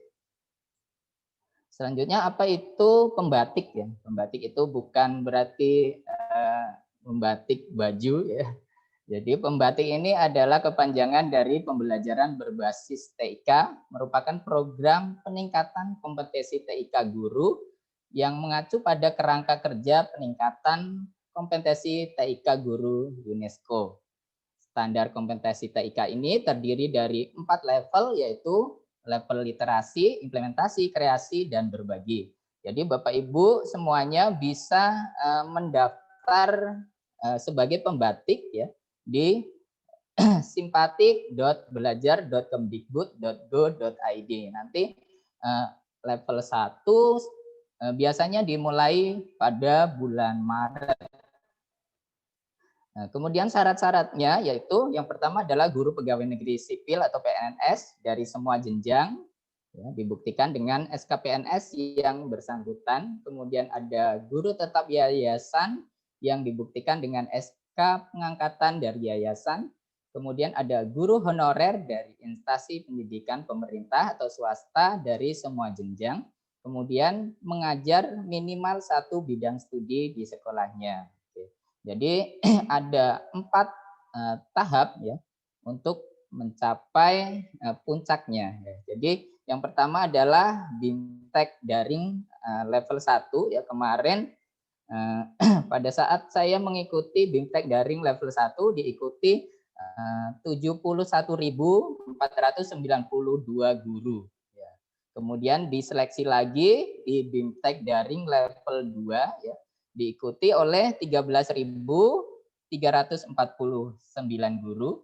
Kemudian BIMTEK daring level 3 diikuti 4.434 guru. Kemudian BIMTEK keempat ya, level 4 ini diikuti dari masing-masing provinsi itu dipilih 30 peserta. Jadi 30 peserta dikali dengan 34 provinsi, jadi ada 1020 guru yang ikut dalam pembatik level 4. Ya, kemudian dari pembatik level 4 ini nanti akan dicari 5 besar. Ya. Kemudian 5 besar ini ada tahap wawancara, kemudian akan dipilih 1 orang dari masing-masing provinsi sebagai duta rumah belajar. Oke, saya juga tidak tahu kenapa saya terpilih menjadi duta rumah belajar, padahal kawan-kawan saya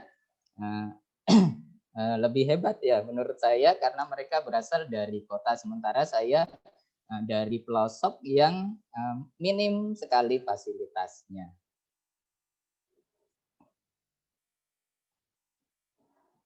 Oke, selanjutnya adalah rencana ya, rencana aksi yang ingin saya lakukan ya setelah ini ya, yaitu tahun 2021 ya.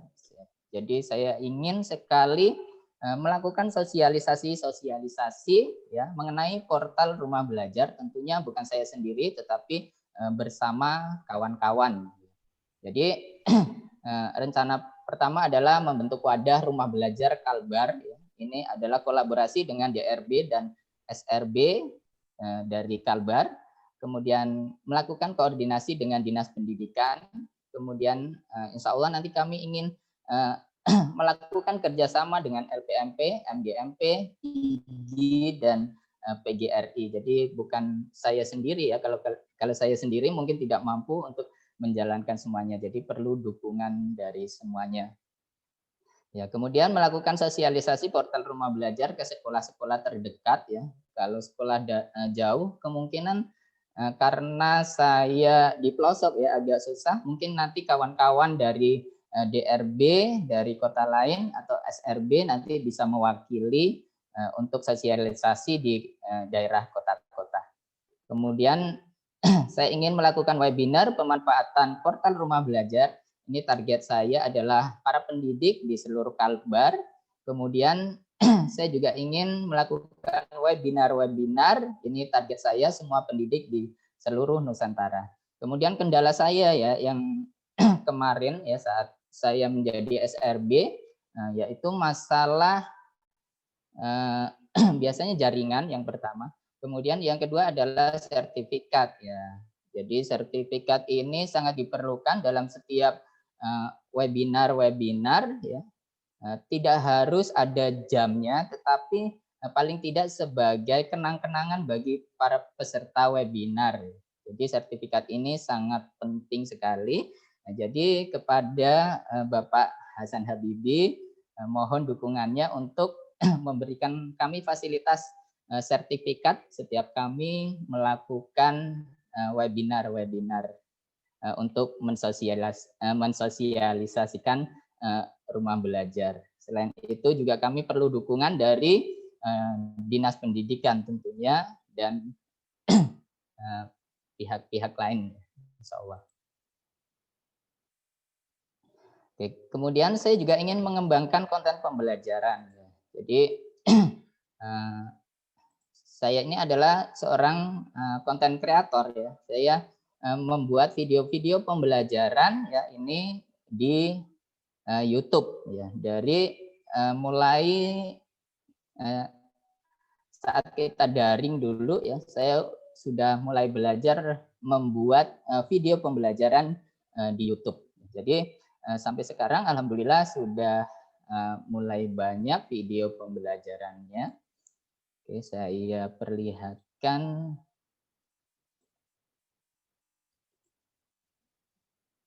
Oke, ini adalah channel saya ya, channel saya yaitu channel YouTube saya. Isinya adalah tentang pembelajaran ya, karena saya seorang guru biologi, jadi isinya tentang mata pelajaran biologi yang saya ampu. Kemudian saya juga mengajar kimia, jadi saya merangkap mengajar biologi dan kimia ya, dari kelas 10 sampai kelas 12, jadi double. Jadi jam mengajar saya per minggu adalah 48 jam. Jadi luar biasa karena di sini tidak ada guru kimia aja, jadi terpaksa saya yang mengajar juga. Jadi saya membuat video-video pembelajaran seperti ini untuk mengajar daring.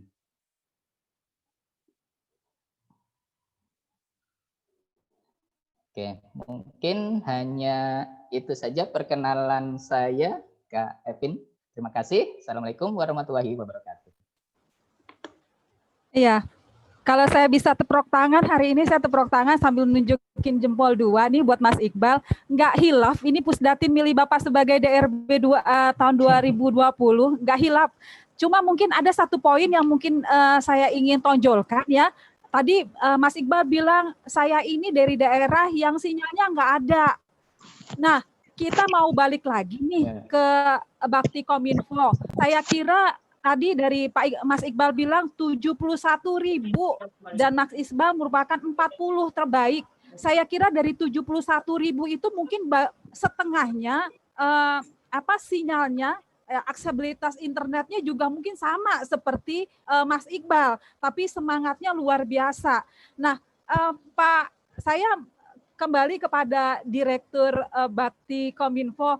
Pak, udah sejauh mana sih Pak Bakti Kominfo meraih kami-kami nih yang jaringannya benar-benar luar biasa bagus gitu, bagus dalam tanda kutip, karena sekali lagi untuk digitalisasi kan membutuhkan aksesibilitas internet yang harus cukup lah Pak ya untuk kami bisa mengeksplor kemampuan kami sebagai guru untuk berdigital.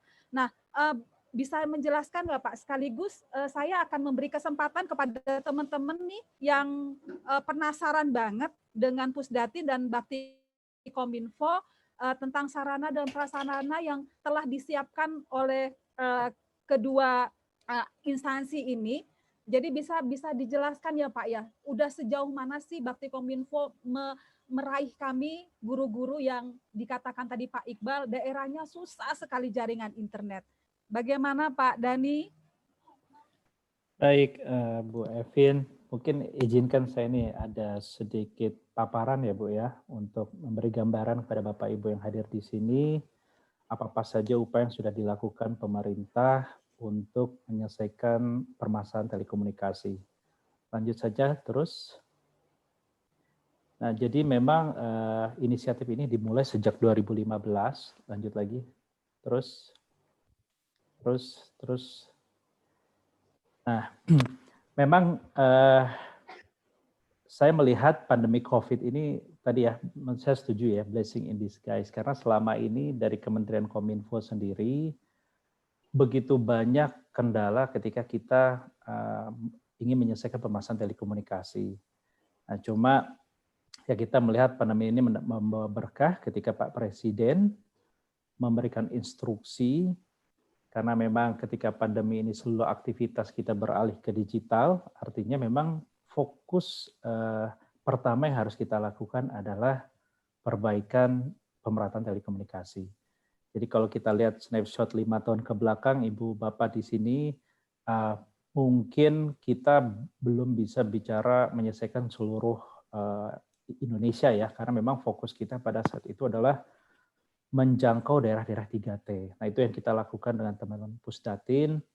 Jadi sekolah-sekolah yang berada di pulau-pulau terluar, tadi mungkin di Mas Iqbal juga ke sekolahnya mungkin sudah sampai ya, tapi memang kalau bicara layanan untuk masyarakatnya mungkin masih banyak yang blank spot. Nah coba lanjut lagi Mbak, terus. Nah ini mungkin secara tadi gambaran petanya. Nah ini mungkin kurang lebih sebagai gambaran Bapak Ibu. Jadi sejauh ini kami sudah membangun 8.000 lebih ya titik internet gratis yang sebagian besar memang kita tempatkan di sekolah-sekolah. Juga dengan BTS sinyal. Jadi kalau akses internet itu Wi-Fi, akses internet hotspot ya, Wi-Fi gratis lah yang kalau di kota itu di kafe-kafe. Nah ini kita tempatkan di sekolah-sekolah. Gratis tidak berbayar. Nah kalau BTS bedanya adalah itu sinyal seluler. Jadi ketika Bapak Ibu ingin melakukan komunikasi, baik itu melalui jaringan voice ataupun data, nah itu melalui jaringan seluler. Nah ini kalau lihat landscape telekomunikasi di Indonesia, kita bicara secara nasional, saya tadi jelaskan di awal masih ada 12.500 desa yang belum terjangkau oleh jaringan seluler 4G. Nah, ini kan Bapak Ibu di sini sepakat ya, mungkin kita udah nggak bicara lagi 2G atau 3G. Karena sekarang kita bisa melakukan aktivitas Zoom, bisa nonton YouTube, mendownload materi-materi itu hanya bisa berjalan dengan baik dengan 4G. Itu mengapa kebijakan pemerintah 12.500 ini akan diselesaikan dalam 2 tahun ke depan, Bapak Ibu. Seluruh desa tadi ya, desa kelurahan 12.500 dengan jaringan 4G. Nah, ini yang pertama. Nah, yang kedua mungkin next lagi. Nah, satu lagi adalah, lanjut lagi Mbak Yuta. Nah, ini kita bicara tadi nih, sekolah-sekolah Bapak Ibu. Saat ini Kementerian Kominfo melalui Bakti sedang menyiapkan satelit komunikasi yang akan beroperasi pada tahun 2023. Nah, ini memang masih butuh waktu ya Bapak Ibu. Tapi ini akan seluruh alokasi atau kapasitas satelit ini akan digunakan untuk layanan publik atau sektor-sektor pemerintahan. Dan porsi paling besar ini kembali lagi sektor pendidikan. Ada 90.000, baik itu sekolah, madrasah, pesantren, dan lain sebagainya, itu yang akan dilayani oleh satelit milik pemerintah. Jadi kalau sekarang misalnya 5 tahun ke belakang kami hanya fokus di daerah 3T, nah mungkin dalam waktu 3 tahun ke depan seharusnya ya, secara teori ini tidak ada lagi titik-titik yang tidak mendapatkan layanan akses internet yang memadai. Nah itu Bu Evin, ketika bicara apa upaya langkah pemerintah dalam Kementerian Kominfo untuk menentaskan permasalahan telekomunikasi. Satu Bu Evin, untuk Pak Dani, mohon maaf, mohon izin. Tadi ada Indonesian Teaching Fellowship ya? Iya. Tawarannya ke guru IGI gimana nih, mau bisa mengikuti itu? Itu kan kontes startup ya? Guru-guru IGI sangat tertarik itu kalau yang begini-begini itu, yang menantang-menantang. Betul. Jadi gini Pak Dodi, sebetulnya sekali lagi ya, ini kita bicara core bisnis kami ini, tugas utama tadi setuju apa yang disampaikan Pak Hasan, adalah di penyediaan telekomunikasi atau akses. Tentunya untuk program-program sektor teknis terkait dengan pendidikan, kami tentunya akan mengutamakan program-program yang dijalankan oleh Kementerian Pendidikan. Nah, memang ada beberapa case yang kami melihat, ya ini sebetulnya saking kita tuh peduli lah. Ketika internet sudah ada, kok kayaknya permasalahan di lapangan itu belum terselesaikan ya. Karena saya bilang, ini kan bicara society 5.0. Ini kita 4.0 aja kelihatannya masih banyak kendala ya. Tapi intinya apa? Yang saya lihat, ini kan kembali ke mengatasi permasalahan yang kita hadapi dengan pendekatan teknologi. Nah mungkin itulah ya. Apalagi kalau bicara di sektor pendidikan, ini nggak melulu high-tech Pak. Saya setuju ini harus kombinasi high-tech dan high-touch. Kita juga nggak bisa lah, teman-teman murid-murid itu melulu Zoom aja sekarang udah stres Pak nih di rumah-rumahnya. Memang harus ada pendekatan-pendekatan yang selama ini ditemukan dalam kegiatan belajar mengajar. Nah, kembali ke Indonesian Teaching Fellowship, tadi merupakan kepedulian kami Bapak Ibu. Jadi kami berusaha mendesain bareng-bareng ya dengan tadi kolaborasi dengan teman-teman startup. Ini gimana sih kita bisa memberikan kontribusi khususnya di daerah-daerah layanan kita. Daerah 3T tadi yang gimana kita mau memberikan solusi inovasi kepada muridnya kalau gurunya belum paham. Sesederhana itu awalnya. Nah ini mungkin saya perlu memaparkan sedikit nih, mohon izin ya Bapak Ibu terkait dengan kegiatan Indonesia Teaching Fellowship, bisa dibantu Mbak Yuta. Nah ini, jadi pada saat itu memang dimulai dari kepedulian karena kok kayaknya kalau internet hanya dibiarkan untuk melakukan aktivitas sehari-hari sayang. Nah kita melihat ada 2 nih daerah piloting kami Bapak Ibu, di Sangihe dan di Sorong. Nah pada saat itu memang kita melihat ada permasalahan di 2 daerah tersebut terkait dengan rata-rata UKG ya mungkin ya. Kalau saya lihat snapshotnya di awal seperti itu. Nah, kami mencoba mendesain bersama teman-teman, startup, dengan komunitas, yuk gimana caranya dengan teknologi ini bisa memberikan dampak kepada guru-guru. Memang piloting ini dijalankan dalam kurun waktu yang cukup panjang, Bapak Ibu. Kita mulai dari 2019 baru berakhir pada saat pertengahan COVID kemarin lah, Juli, jadi 1 tahun lebih. Karena kita percaya ya, karena proses itu memang nggak ada yang instan. Nah, tapi kalau kita lihat, next lagi. Nah, mungkin saya langsung ke resultnya Bapak Ibu. Dengan proses, dengan pendapatan, saya nggak tahu ini apakah sudah masuk secara konseptual Society 5.0 atau seperti apa. Tapi intinya, dengan memanfaatkan teknologi, dengan menggunakan pendekatan yang menurut saya tepat ya, ini kita bisa melihat beberapa hasil contoh yang di slide sebelah kanan di ranah kognitif guru, dari ada peningkatan signifikan dari tryout uji kompetensi guru tuh hampir 47% di daerah-daerah tertinggal tadi. Bahkan lebih dari 60% yang akhirnya semula memang baseline-nya cukup rendah ya di 2 daerah tersebut. Nah, pada akhirnya bisa lolos di atas standar rata-rata nasional. Nah, bahkan selanjutnya yang kami sebetulnya ini ingin kolaborasi lah ke depan ya, lanjut lagi. Nah, ini Bapak Ibu guru. Ketika program ini menghasilkan guru berdampak, karena kita bicara program ini kan harus terus terjaga keberlangsungannya. Dan ini yang kita perlukan ketika guru-guru ini juga bisa menjadi local champion ya, yang bisa juga memberikan dampak kepada rekan-rekan sejawat maupun ke masyarakat sekitar di situ. Nah, ini yang menurut saya potensial ya untuk ke depan coba kita cari bagaimana bentuk kolaborasinya. Tapi mungkin selain itu yang menjadi tugas utama kami sendiri di Kementerian Kominfo sebetulnya, dan ini butuh bantuan dari Bapak Ibu semua, ketika kita menghadirkan layanan telekomunikasi ya di daerah-daerah, tadi di daerah terpencil, ada satu hal yang menjadi beban moral kami selama ini, yaitu terkait dengan literasi digital Bapak Ibu. Nah, menurut saya itu sangat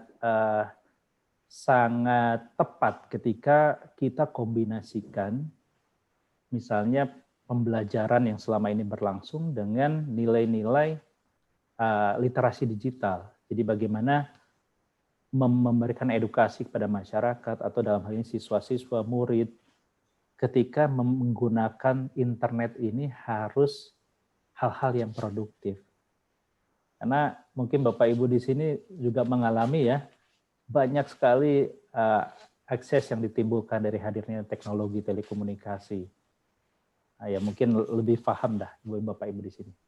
Mungkin demikian Pak Dodi yang bisa saya sampaikan.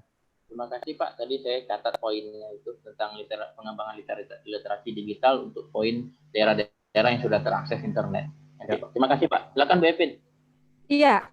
Jadi teman-teman harap bersabar karena Bakti Kominfo sendiri masih bergerak ya. Dikatakan masih ada 12.000 titik lagi yang menjadi jangkauan dari Bakti Kominfo. Jadi teman-teman harap sabar karena pasti kita akan kebagian. Kita akan catat apa yang sudah disampaikan Bapak Dani tadi. Dan ada beberapa teman yang ingin juga bertanya. Saya akan memberikan kesempatan. Yang pertama kepada Bapak Edwin.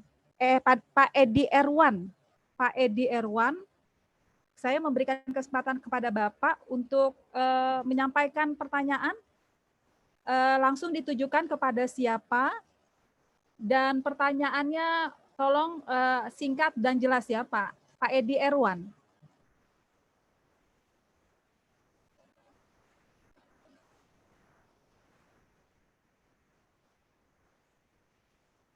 Baik. Sebelum menunggu Pak Edi Erwan, ada dari Universitas Muslim Aceh, Pak Kamarul. Pak Kamarul,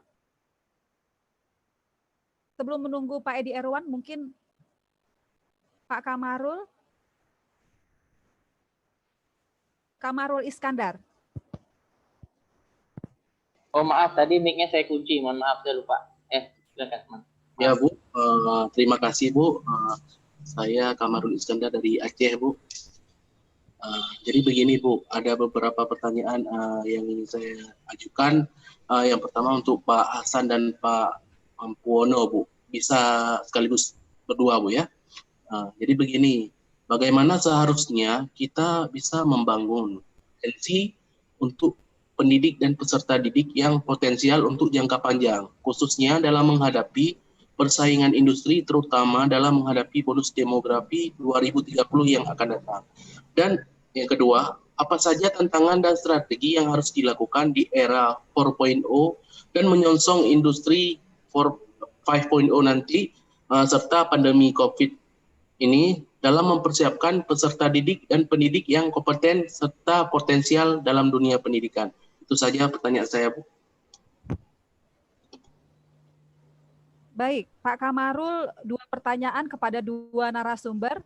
Saya mungkin serahkan kepada Bapak dari Pusdatin lebih dahulu untuk menjawab pertanyaan Pak Kamarul dari Universitas di Aceh ya Pak ya?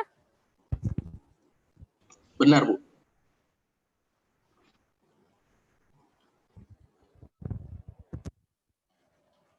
Halo Mbak.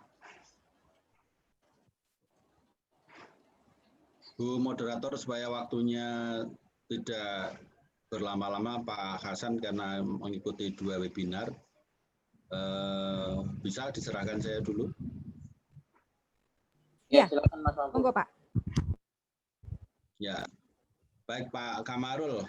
Assalamualaikum Pak Kamarul Iskandar dari Aceh ya, nun jauh di ujung barat Indonesia. Pertanyaannya menarik sekali.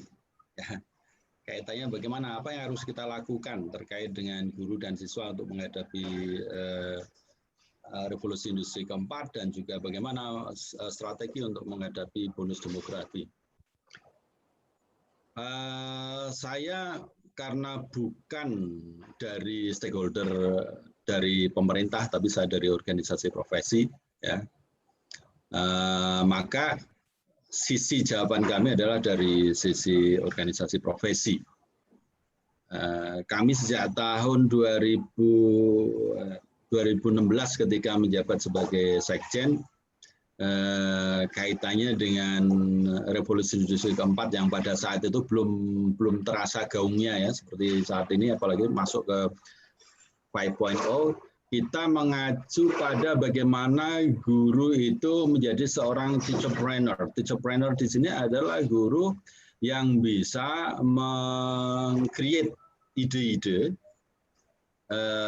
untuk bagaimana dia mempengaruhi lingkungannya, mempengaruhi guru yang lain agar bergerak, mendidik, mengajar, melatih guru yang lain. Kemudian juga otomatis dia memulai dari dirinya sendiri. Dia bisa create bahkan cara-cara baru dalam hal kemampuan profesional maupun pedagogik. Dia mencari cara sendiri bagaimana dia bahkan bisa create kurikulum, ya.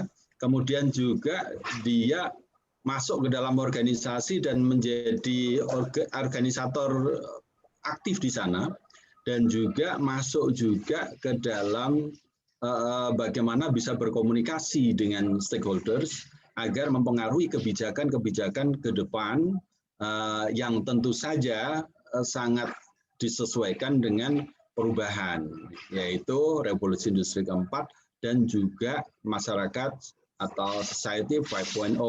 Nah, terkait dengan bonus demografi, ya kita semuanya tadi saya sudah sampaikan juga, kita akan menghadapi apa yang disebut sebagai Indonesia Emas. Itu tentu saja dengan harapan bonus demografi ini tidak menjadi sampah, tetapi menjadi emas, sehingga bisa membangun Indonesia Emas. Nah, saya dalam pikiran jauh ke depan itu mengangankan bahwa pendidikan vokasi, pendidikan kecakapan hidup, ini bisa menjadi idola yang saat ini sedang mencari bentuknya. Bagaimana mengawinkan antara kepentingan eduka dengan apa yang saat ini sedang disiapkan di sekolah. Bagaimana anak-anak yang di sekolah itu memiliki selain hard skill juga soft skill yang handal untuk berhadapan dengan dunia yang terus berubah.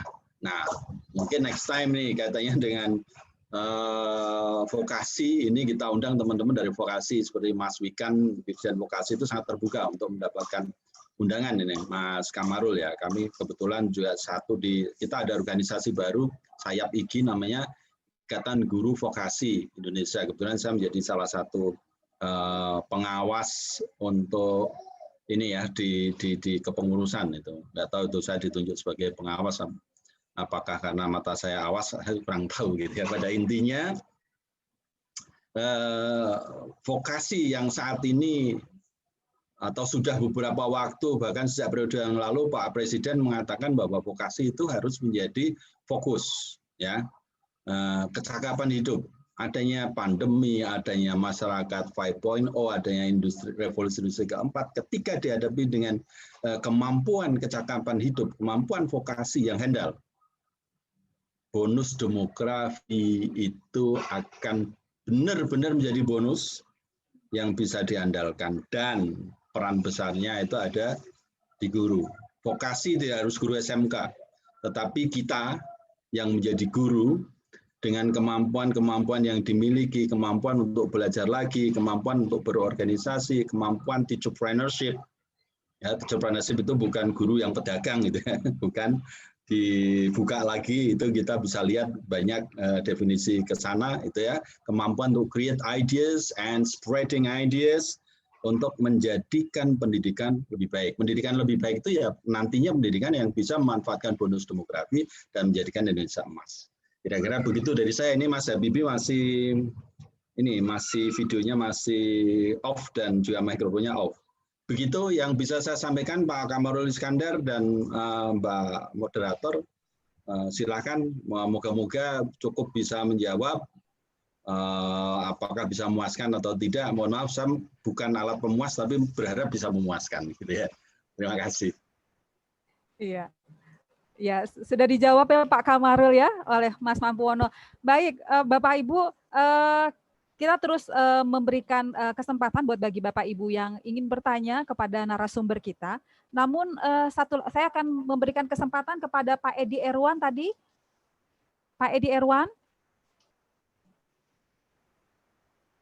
Baik, mungkin pertanyaannya saya baca aja Pak Edi ya. Ini ditujukan kepada Bapak Direktur Bakti Kominfo, Pak Dani. Pertanyaan Pak Edi Erwan, Pak, untuk mendapatkan aksesibilitas internet tadi, apakah kita mesti minta atau ada prosedur, atau memang Bakti Kominfo sendiri sudah punya trayek-trayek yang memang harus dikerjakan? Karena mereka bilang gimana caranya mendapat akses layanan dari Bakti Kominfo. Seperti itu, Pak Dani.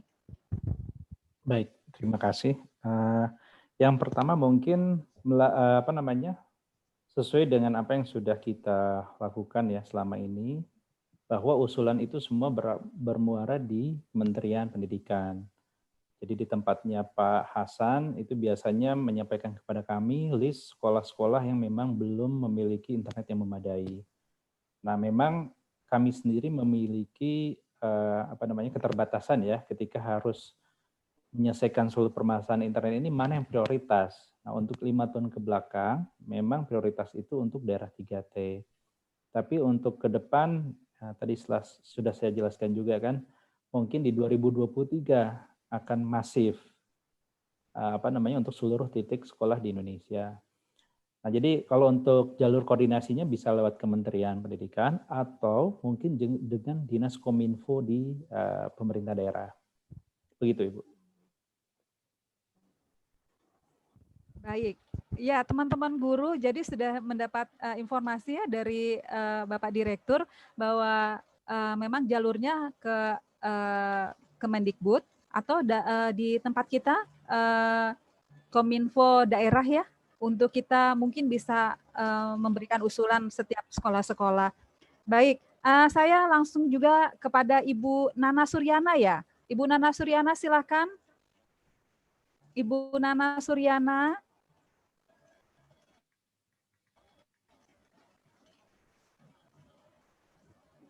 Bu Dewi dengan Bu Miss yang juga mau bertanya itu.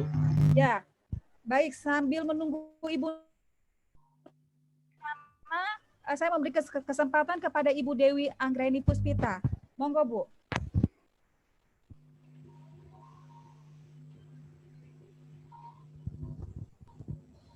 Sudah dibuka Pak Dodi ya? Sudah. Ya, Bu Dewi. Bu Miss, silakan Bu Miss. Miss tahu sudah.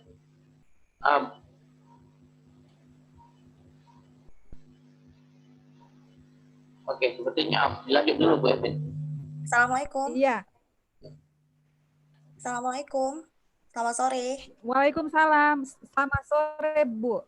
Monggo, Bu, silakan. Suaranya saya terdengar, Bu? Jelas. Iya. Bu, saya mau bertanya, kan di era 5O ini kita dituntut untuk tidak gaptek dan bisa menguasai teknologi-teknologi yang ada. Jadi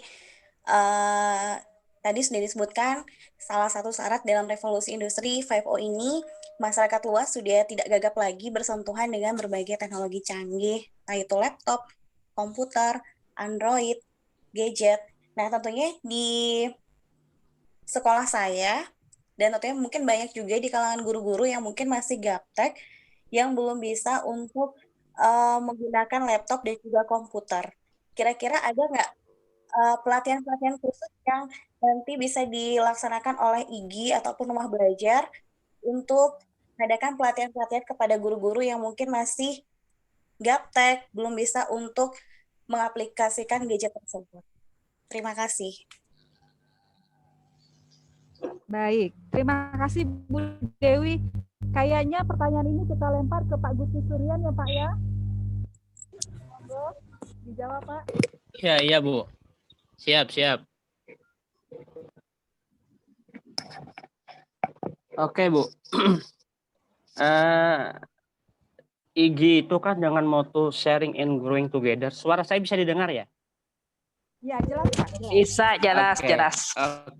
Oke.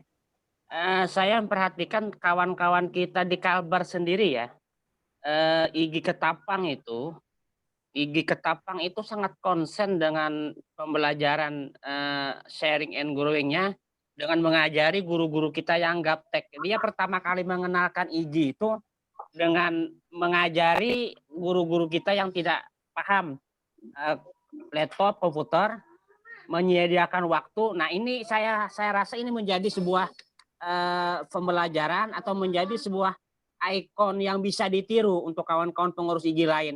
Artinya keberadaan IGI, kemudian pada saat guru kita mendaftar jadi anggota IGI, itu adalah sebuah tanggung jawab kawan-kawan pengurus untuk mengajari mereka. Dan ini sudah dilakukan kawan-kawan IGI di Kabupaten Tanah Bumbu, hampir semua dari, mohon maaf lebih 1.000 itu, mereka berikan pembelajaran, mereka berikan pelatihan-pelatihan. Karena mereka konsen dengan orang-orang IGI. Bahkan saya pernah juga disampaikan oleh Pak Sekwil IGI Kalimantan Selatan, Pak itu agak sombong dikit tuh ketua IGI Tanah Bumbu. Dia bilang saya akan mengajari orang IGI. Saat mereka yang mendaftar anggota IGI. Artinya betul bukan saya tidak mau mengajar yang lain, ada tanggung jawab saya, mana saya untuk memberikan kesempatan mengajari kepada mereka yang jadi anggota IGI. Artinya apa? Pada saat mereka percaya dengan IGI, mereka wajib juga mendapatkan kontribusi dari memilih IGI, menjadi anggota IGI. Dari awal mereka membantu, ayo guru-guru kita belajar, ayo gitu guru-guru itu belajar. Yang semestinya kawan-kawan juga di daerah atau di daerah pinggir-pinggiran juga harus mencermati. Kalau kebanyakan guru-guru kita yang bahasanya tadi kurang paham teknologi, baik komputer atau laptop, jadi kawan-kawan bisa memulainya dulu, memberikan ruang dan waktu untuk belajar, mulai dari cara membuka laptop, kemudian memperkenalkannya, dan lain sebagainya. Mungkin seperti itu Bunda. Seperti itu. Karena ini dialog, apakah saya boleh menambahkan, Ibu? Bu Dewi. Silakan Mas Mampu ingin nambahkan. Monggo Pak, silakan Pak Mampuono. Tadi yang bertanya Bu siapa ya? Ya, Ibu yang bertanya, kita sejak awal di Ikatan Guru Indonesia dengan moto sharing learning together, moto yang membuat saya jatuh cinta ketika saya sedang tinggi-tinggi nasionalisme di luar negeri dan ingin guru Indonesia minimal kayak saya. Kalau bisa lebih, saya akan produksi guru sebanyak semacam itu. Nah, ini IGI ini menjadi jalan untuk mencapai idealisme saya, gitu ya, dan tentu idealisme kawan-kawan yang lain. Nah, era ini era COVID, era pembelajaran jarak jauh, era di mana tadi saya sebut blessing in disguise, sepanjang ada device-nya, sepanjang ada kekuatan jaringannya untuk mengakses, kita terus lakukan pelatihan-pelatihan jarak jauh. Bahkan Mas Gusti ini membeli Zoom Premium sendiri untuk 500 orang, ya. Kalau saya karena saya yang latih itu biasanya harus menggunakan device, harus menggunakan laptop, saya cukup membeli yang kapasitas 100 saja. Hampir setiap malam sepanjang saya ada waktu, saya berikan pelatihan-pelatihan kepada teman-teman yang ini suara saya putus-putus ya. Halo, suara saya bisa diterima Bu Edwin? Oke. Bisa. Jadi hari ini pun saya masih melatih PowerPoint 3 dimensi untuk teman-teman Bali, kemudian teman-teman Sulawesi Utara di Minahasa Tenggara, terus minggu lalu sudah selesai karena kita 32 JP waktu yang kita alokasikan 1 minggu dengan satu pertemuan sekitar 3 jam dan lainnya penugasan dan checking terhadap tugas baru bisa mendapatkan sertifikat. Nah, teman-teman Malawi itu luar biasa. Bahkan mereka mengerjakan tugas sampai dini hari untuk menyelesaikan satu tugas. Sambil kita berdiskusi di grup WhatsApp, sambil mereka mendapatkan penugasan-penugasan tersebut. Dan ini saya pikir bukan hanya saya saja, teman-teman organisatoris IGI yang mengamalkan teacherpreneurship melakukan hal yang kurang lebih sama. Dan jangan khawatir ya, idealnya memang itu adalah seorang ujung tombak, auto mindset-nya jalan, belajar sendiri, alam tak kambang, dan seterusnya. Saya mengawalinya dulu, ini saya cerita sedikit, kenapa saya kenal IT tahun 2004, saya ikut lomba mengajar kimia dengan pengantar bahasa Inggris, kebetulan saya ngajar di sekolah internasional, saya ke kepala sekolah, bertanya apa yang saya lakukan, saya diminta untuk presentasi dengan menggunakan PowerPoint. Saya tidak tahu apa itu PowerPoint. Nah, akhirnya kepala sekolah ini dengan mohon maaf agak sinis mengatakan bahwa saya itu guru sekolah internasional kok nggak tahu PowerPoint, itu kan keterlaluan. Nah, itu untung saya orangnya mudah tersinggung gitu ya. Dalam hati saya tersinggung, saya gunakan energi tersebut bahwa kalau anak SMP bisa belajar IT, anak SD saja bisa. Nah, saya ini kan lebih-lebih lagi, saya sudah mahasiswa dan sarjana. Saya buka, saya tanya dulu sama pengajar asing. Waktu itu saya tanya gini, Mr. Ohan, will you show me which part of the computer that is called PowerPoint? Nah, itu orangnya jawab, oh saya tunjukkan Pak Mampuono. Dari situlah saya akhirnya, oh ternyata IT, PowerPoint itu user friendly, bisa dipelajari sendiri, sampai akhirnya kemana-mana gitu ya. Nah, ketika kuncinya seperti ini Bapak Ibu, ya Ibu yang bertanya. Ketika yang lain tidur, Anda melek. Anda membaca, Anda pelajari lagi, ya. Berbuat sesuatu ketika yang lain tidur untuk meningkatkan kompetensi itu akan menghasilkan hal-hal yang luar biasa yang kadang di luar dugaan Bapak Ibu sekalian. Jadi jangan menggantungkan eksternal, mulai dari internal. Gunakan mindset kita bahwa ketika kita menyuruh murid-murid kita membaca sesuai jumlah mata pelajaran, ya misalnya 15 mapel, berarti membaca 15 buku baru dalam 1 semester. Dan belajar dengan sungguh-sungguh, dengan 4 core kompetensi harus ditingkatkan, yaitu KI 1, 2, 3, 4, spiritual, social, kemudian knowledge, sama skills. Ya. Maka guru yang juga punya 4 kompetensi, yaitu social, personal, ya sosial kepribadian, pedagogik, kemudian profesional, itu semuanya butuh asupan, ya. Bagaimana berkepribadian baik, baca buku motivasi, sosial yang baik, buku-buku tentang itu. Bagaimana pedagogik, model pembelajaran, media, kemudian ada juga selain itu pendekatan, model-modelnya, strateginya, teknik, taktik, semuanya ada. Dan itu mudah mengaksesnya, cuman mau atau tidak. Ya. Kembali kita ada 10 door prize ini yang mau dibagikan, bukan 5 Bu Evi, 10. Iya. Baik, Pak Dodi. Sudah selesai. Ya, kembali kepada mindset kita masing-masing untuk menjadi lifelong learner. Maaf ini, saya punya si kecil.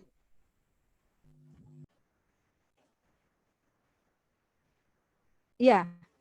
Baik, Bu Dewi sudah ya, sudah dijawab oleh Pak Mampuono bahwa seperti Bakti Kominfo, IGI juga sedang terus berjalan untuk memfasilitasi kita sebagai guru-guru yang tidak lagi gaptek teknologi, tetapi kita menjadi guru-guru yang super smart untuk menghadapi society 5.0 nanti. Ya Bu Dewi ya, baik. Yang bertanya tadi. Terima kasih Pak Gus Yusrian, terima kasih Pak Mampu. Ya, Bu Dewi, terima kasih yang bertanya tadi. Ya, Bu Dewi. Ya, nomor HP-nya berapa yang bertanya tadi? Nanti kita beri door prize. Ada 10 door prize yang sudah kita siapkan. Ini baru berapa ini? Nanti di grup boleh. Iya. Ya, silakan. Nanti nomor HP-nya dikirim. Nanti kita kirimkan pulsa. Baik, Pak. Ya, Bu Dewi udah terpilih salah satu. Ya, masih ditunggu lagi teman-teman yang memberikan pertanyaannya. Yang dari Aceh tadi juga. Kami memberikan kesempatan kepada Bapak Miss Tafud, ya, Miss Mitafudin. Monggo, Pak. Ibu moderator, mohon maaf. Saya izin live duluan, Bu. Ini ada tim saya nanti Pak Sarino dan Pak Yuta. Saya harus gabung join rapat yang lain. Terima kasih Bapak Ibu. Terima kasih banyak Pak Dani untuk kehadirannya. Kami sangat bersyukur sekali bisa berkenal dengan Bapak, juga Bakti Kominfo dan segala program-program yang luar biasa memfasilitasi kami guru. Kami berharap lain kesempatan kami punya kesempatan untuk bertemu Bapak lagi ya Pak ya. Siap Ibu, kami tunggu. Salam untuk semuanya. Terima kasih banyak kehadirannya. Terima kasih Bu. Selamat siang, salam sehat buat Bapak. Baik. Terima kasih Pak Dani. Saya bisa ngomong langsung sama Pak Deni. Aduh, sudah pergi. Ya, Ibu siapa? Pak Deni. Saya salat asar tadi, telat. Ya, karena programnya beliau. Ibu Lia. Saya sudah merasakan saya. Iya. Programnya Bakti, sekolah Bu saya Lia, mendapat. Di sini masih ada staff. Masih ada staffnya di sini. Oh iya Bu, boleh saya ngomong langsung Bu ya? Ya langsung Bu, langsung. Masih ada Bu Yuta di sini. Siapa stafnya di sini? Siapa stafnya? Ada Mbak Yuta, ada Pak Sarwono tadi. Silakan Ibu, bisa nanti sampai ke Pak Daninya. Silakan Ibu, silakan Ibu. Mana ini? Silakan. Halo Ibu, mana orangnya Pak? Saya Bu, stafnya Pak Dani Bu. Oh nggih, Pak Dani, Pak, kenapa nggak ada video-videonya Pak ini? Oh nggih, Bu, Pak Sarah. Kalau pakai video internetnya kurang bagus Bu, putus-putus. Oh iya, oke. Sekolah saya, sebelumnya Ibu Evin, sebelumnya saya ucapkan terima kasih sudah bergabung di grup ini. Alhamdulillah sekolah saya kebagian kemarin bagian pemasangan jaringan untuk daerah 3T, khususnya Lombok Selatan. Untuk Lombok Tengah itu SMK 1 Kopang yang dapat sama SMK 1 Praya. Kami kebagian di daerah 3T, nama-namanya 3T juga Bu, jadi tidak ada sinyal kiri kanan. Disitulah kami memasang modem selama 3 hari. 3 hari, jadi akses internet yang tidak bisa dijangkau sama sekali. Nah, di situ karena di sekolah kami ada jurusannya TKJ, Teknik Komputer dan Jaringan. Jadi alhamdulillah dipercaya untuk memasang. oleh Kominfo Provinsi. Dalam hal ini ada kerjasama sama Bakti, Bu. Jadi di sana kami libatkan siswa untuk memasangnya dan kami berdua sebagai guru pembimbingnya. Ditambah lagi sama teknisi dari Bakti. Jadi kami memasang di 3 titik di daerah selatan itu, daerah selatan Lombok, daerah benar-benar 3T sudah. Walaupun di sana masih daerah pariwisata, tapi belum terjangkau internet. Alhamdulillah sekarang sudah. Dengan adanya Bakti ini, daerah tersebut bisa memasarkan produk-produknya, contohnya seperti tenun. Jadi di sana dari Bakti Kominfo ini. Jadi anak kami juga bisa belajar langsung bagaimana memasang jaringan, bagaimana mengkoneksikan modem, bagaimana mengkonfigurasi mikrotik sampai si jaringan itu jadi. Terima kasih Bakti, khususnya sekolah kami SMKN 1 Kopang. Begitu aja, Ibu Evin. Ya, terima kasih. Bu Lia dikirim nomornya. Ini testimoni yang bagus. Nanti sudah kami rekod. Nanti kami potong, kami kirimkan ke Mbak Yuta. Ini apresiasi yang bagus untuk Bakti. Terima kasih, Bu Lia, Ulfa. Iya. Sama-sama. Jadi teman-teman sudah ada kejelasan ya bahwa apa yang diprogramkan Bakti Kominfo ini memang sudah dirasakan oleh Bu Lia Ulfa sendiri di Lombok, dan kita tinggal tunggu bersabar saja karena masih ada 12.000 titik yang menjadi kerja kerasnya Bakti Kominfo untuk memberikan akses buat kita untuk jaringan internet. Baik, saya kemudian akan memberikan kesempatan kepada tadi Bapak Miss Mifatul ya, atau kepada Pak Supriyadi. Halo. Siapa yang sudah siap? Ya, Pak Supriyadi. Supriyadi, Pak. Ya, terima kasih. Kepada siapa? Langsung dengan singkatnya Pak ya. Ya, terima kasih Bu. Ya, perkenalkan dulu, saya Supriyadi dari Ketapang. Pertama, kami mau menyampaikan pertanyaan saya ini hanya saya sampaikan di Bakti, di Kominfo. Sekolah kami itu gimana, tempat kami bukan merupakan daerah 3T. Jaringan internet sudah ada, tetapi mungkin kurang masih ada daerah-daerahnya yang memerlukan sinyal yang cukup kuat. Di sekolah kami itu sudah ada bantuan dari Kominfo. Kemarin sekitar 1 tahun yang lalu sudah ada pemasangan, tetapi ini faktor kekuatan sinyalnya saja dari Kominfo, dari Bakti itu kurang gimana ya. Kemarin waktu pas kegiatan pas terakhir bulan ini kemarin, pas yang kita laksanakan pada bulan Desember ini ya, pelaksanaan PAS itu kami lakukan secara online. Tetapi mohon maaf kami tidak menggunakan fasilitas dari Bakti waktu itu, karena kami mau menggunakan fasilitas dari Bakti kayaknya agak lambat. Jadi mohon kejelasannya, apakah bisa dinaikkan kekuatan sinyalnya atau seperti apa, mumpung lagi bicara dengan dari pihak dari Bakti sendiri. Tapi untuk layanan dari Bakti saya acungkan jempol, sangat luar biasa. Artinya apa? Kemarin ketika kami ada keluhan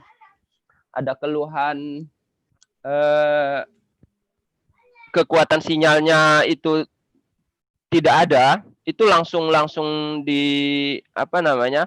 ditanggapi oleh Bakti, langsung dibimbing langsung dari Bakti untuk menyelesaikannya sehingga bisa langsung bisa terlaksana, bisa diakses kembali. Tapi yang ingin saya tanyakan hanya bisa enggak dinaikkan kecepatannya. Jadi mungkin itu aja Bu. Terima kasih. Assalamualaikum. Iya. Terima kasih Pak Supriyadi. Mungkin dari Bakti Kominfo Pak Sarino bisa menjawab pertanyaan Pak Supriyadi, apakah bisa dinaikkan Pak kecepatannya untuk akses internet di daerah mana Pak Supriyadi? Ketapang Bu, Ketapang, Ya, Kalimantan. daerah Ketapang Pak. Wah, daerah ini Ketapang itu Pak Supri. Aktifkanlah kamera itu Pak Supri. Baik, terima kasih Pak Supriyadi. Untuk kenaikan bandwidth itu sebetulnya bisa dilakukan apabila memang kebutuhannya itu tinggi. Artinya di kami memang ada suatu alat monitoring tentang pemanfaatan setiap titik-titik akses layanan yang disediakan oleh Bakti. Untuk kenaikan bandwidth ini sebetulnya kita masih berharap adanya semacam surat sebagai justifikasi untuk menaikkan bandwidth. Tapi tentunya permohonan ini akan dilihat disandingkan dengan data penggunaan traffic di lokasi tersebut. Pada prinsipnya dimungkinkan sepanjang ada surat permohonan dan pemanfaatannya memang optimal. Itu aja Pak Supriyadi yang bisa saya sampaikan. Iya. Ya Oke. Pak ya, Iya. Sangat Iya, Pak. memungkinkan sekali Pak Supriyadi ya. Asal Iya. mungkin ada surat permohonan kepada Bakti Kominfo. Bapak Ibu, perbincangan kita semakin hangat, namun batas waktu kita tidak lama ya. Ini bahkan sudah melewati dari jadwal schedule kita. Jadi Bapak Ibu mungkin kita sudahi dulu pertemuan kita, dan untuk beberapa pertanyaan yang belum tertampung mungkin akan bisa dijawab melalui ditanyakan melalui WA group ya, supaya nanti pertanyaan-pertanyaan Bapak bisa kami tujukan kepada narasumber yang menjadi tujuan pertanyaan Bapak Ibu semuanya. Ya, sekali lagi kami mohon maaf karena keterbatasan waktu, maunya kita seharian ya, tetapi waktu juga yang membatasi kita untuk pertemuan Zoom kita pada sore hari ini. Jadi bisa langsung saya simpulkan ya Bapak Ibu untuk pertemuan kita. Pertama, saya mengucapkan terima kasih buat Bapak Ibu yang sudah terus stay tune dan yang terus bersemangat bertanya, ingin tahu banyak hal dari stakeholder kita, baik Bakti Kominfo dan dari Kemendikbud.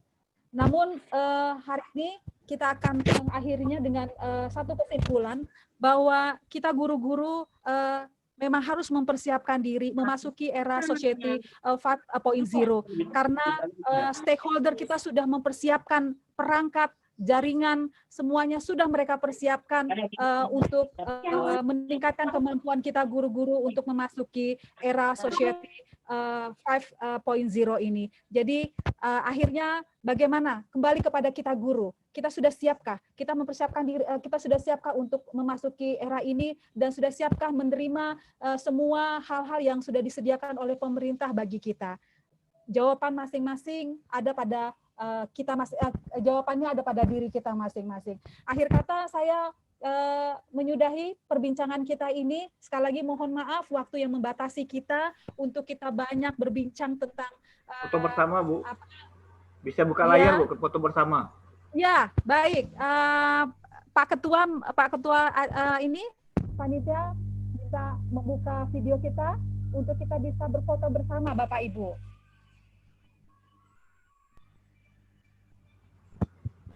Ya, mohon kesediaan Bapak Ibu untuk membuka videonya supaya kita berfoto bersama.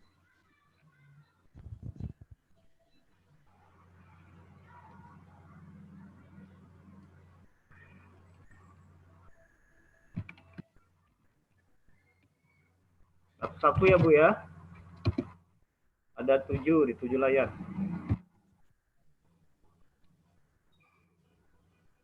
2. Baru 2, bentar Bu ya.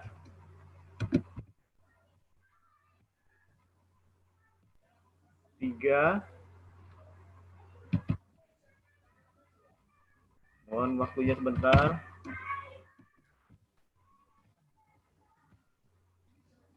4.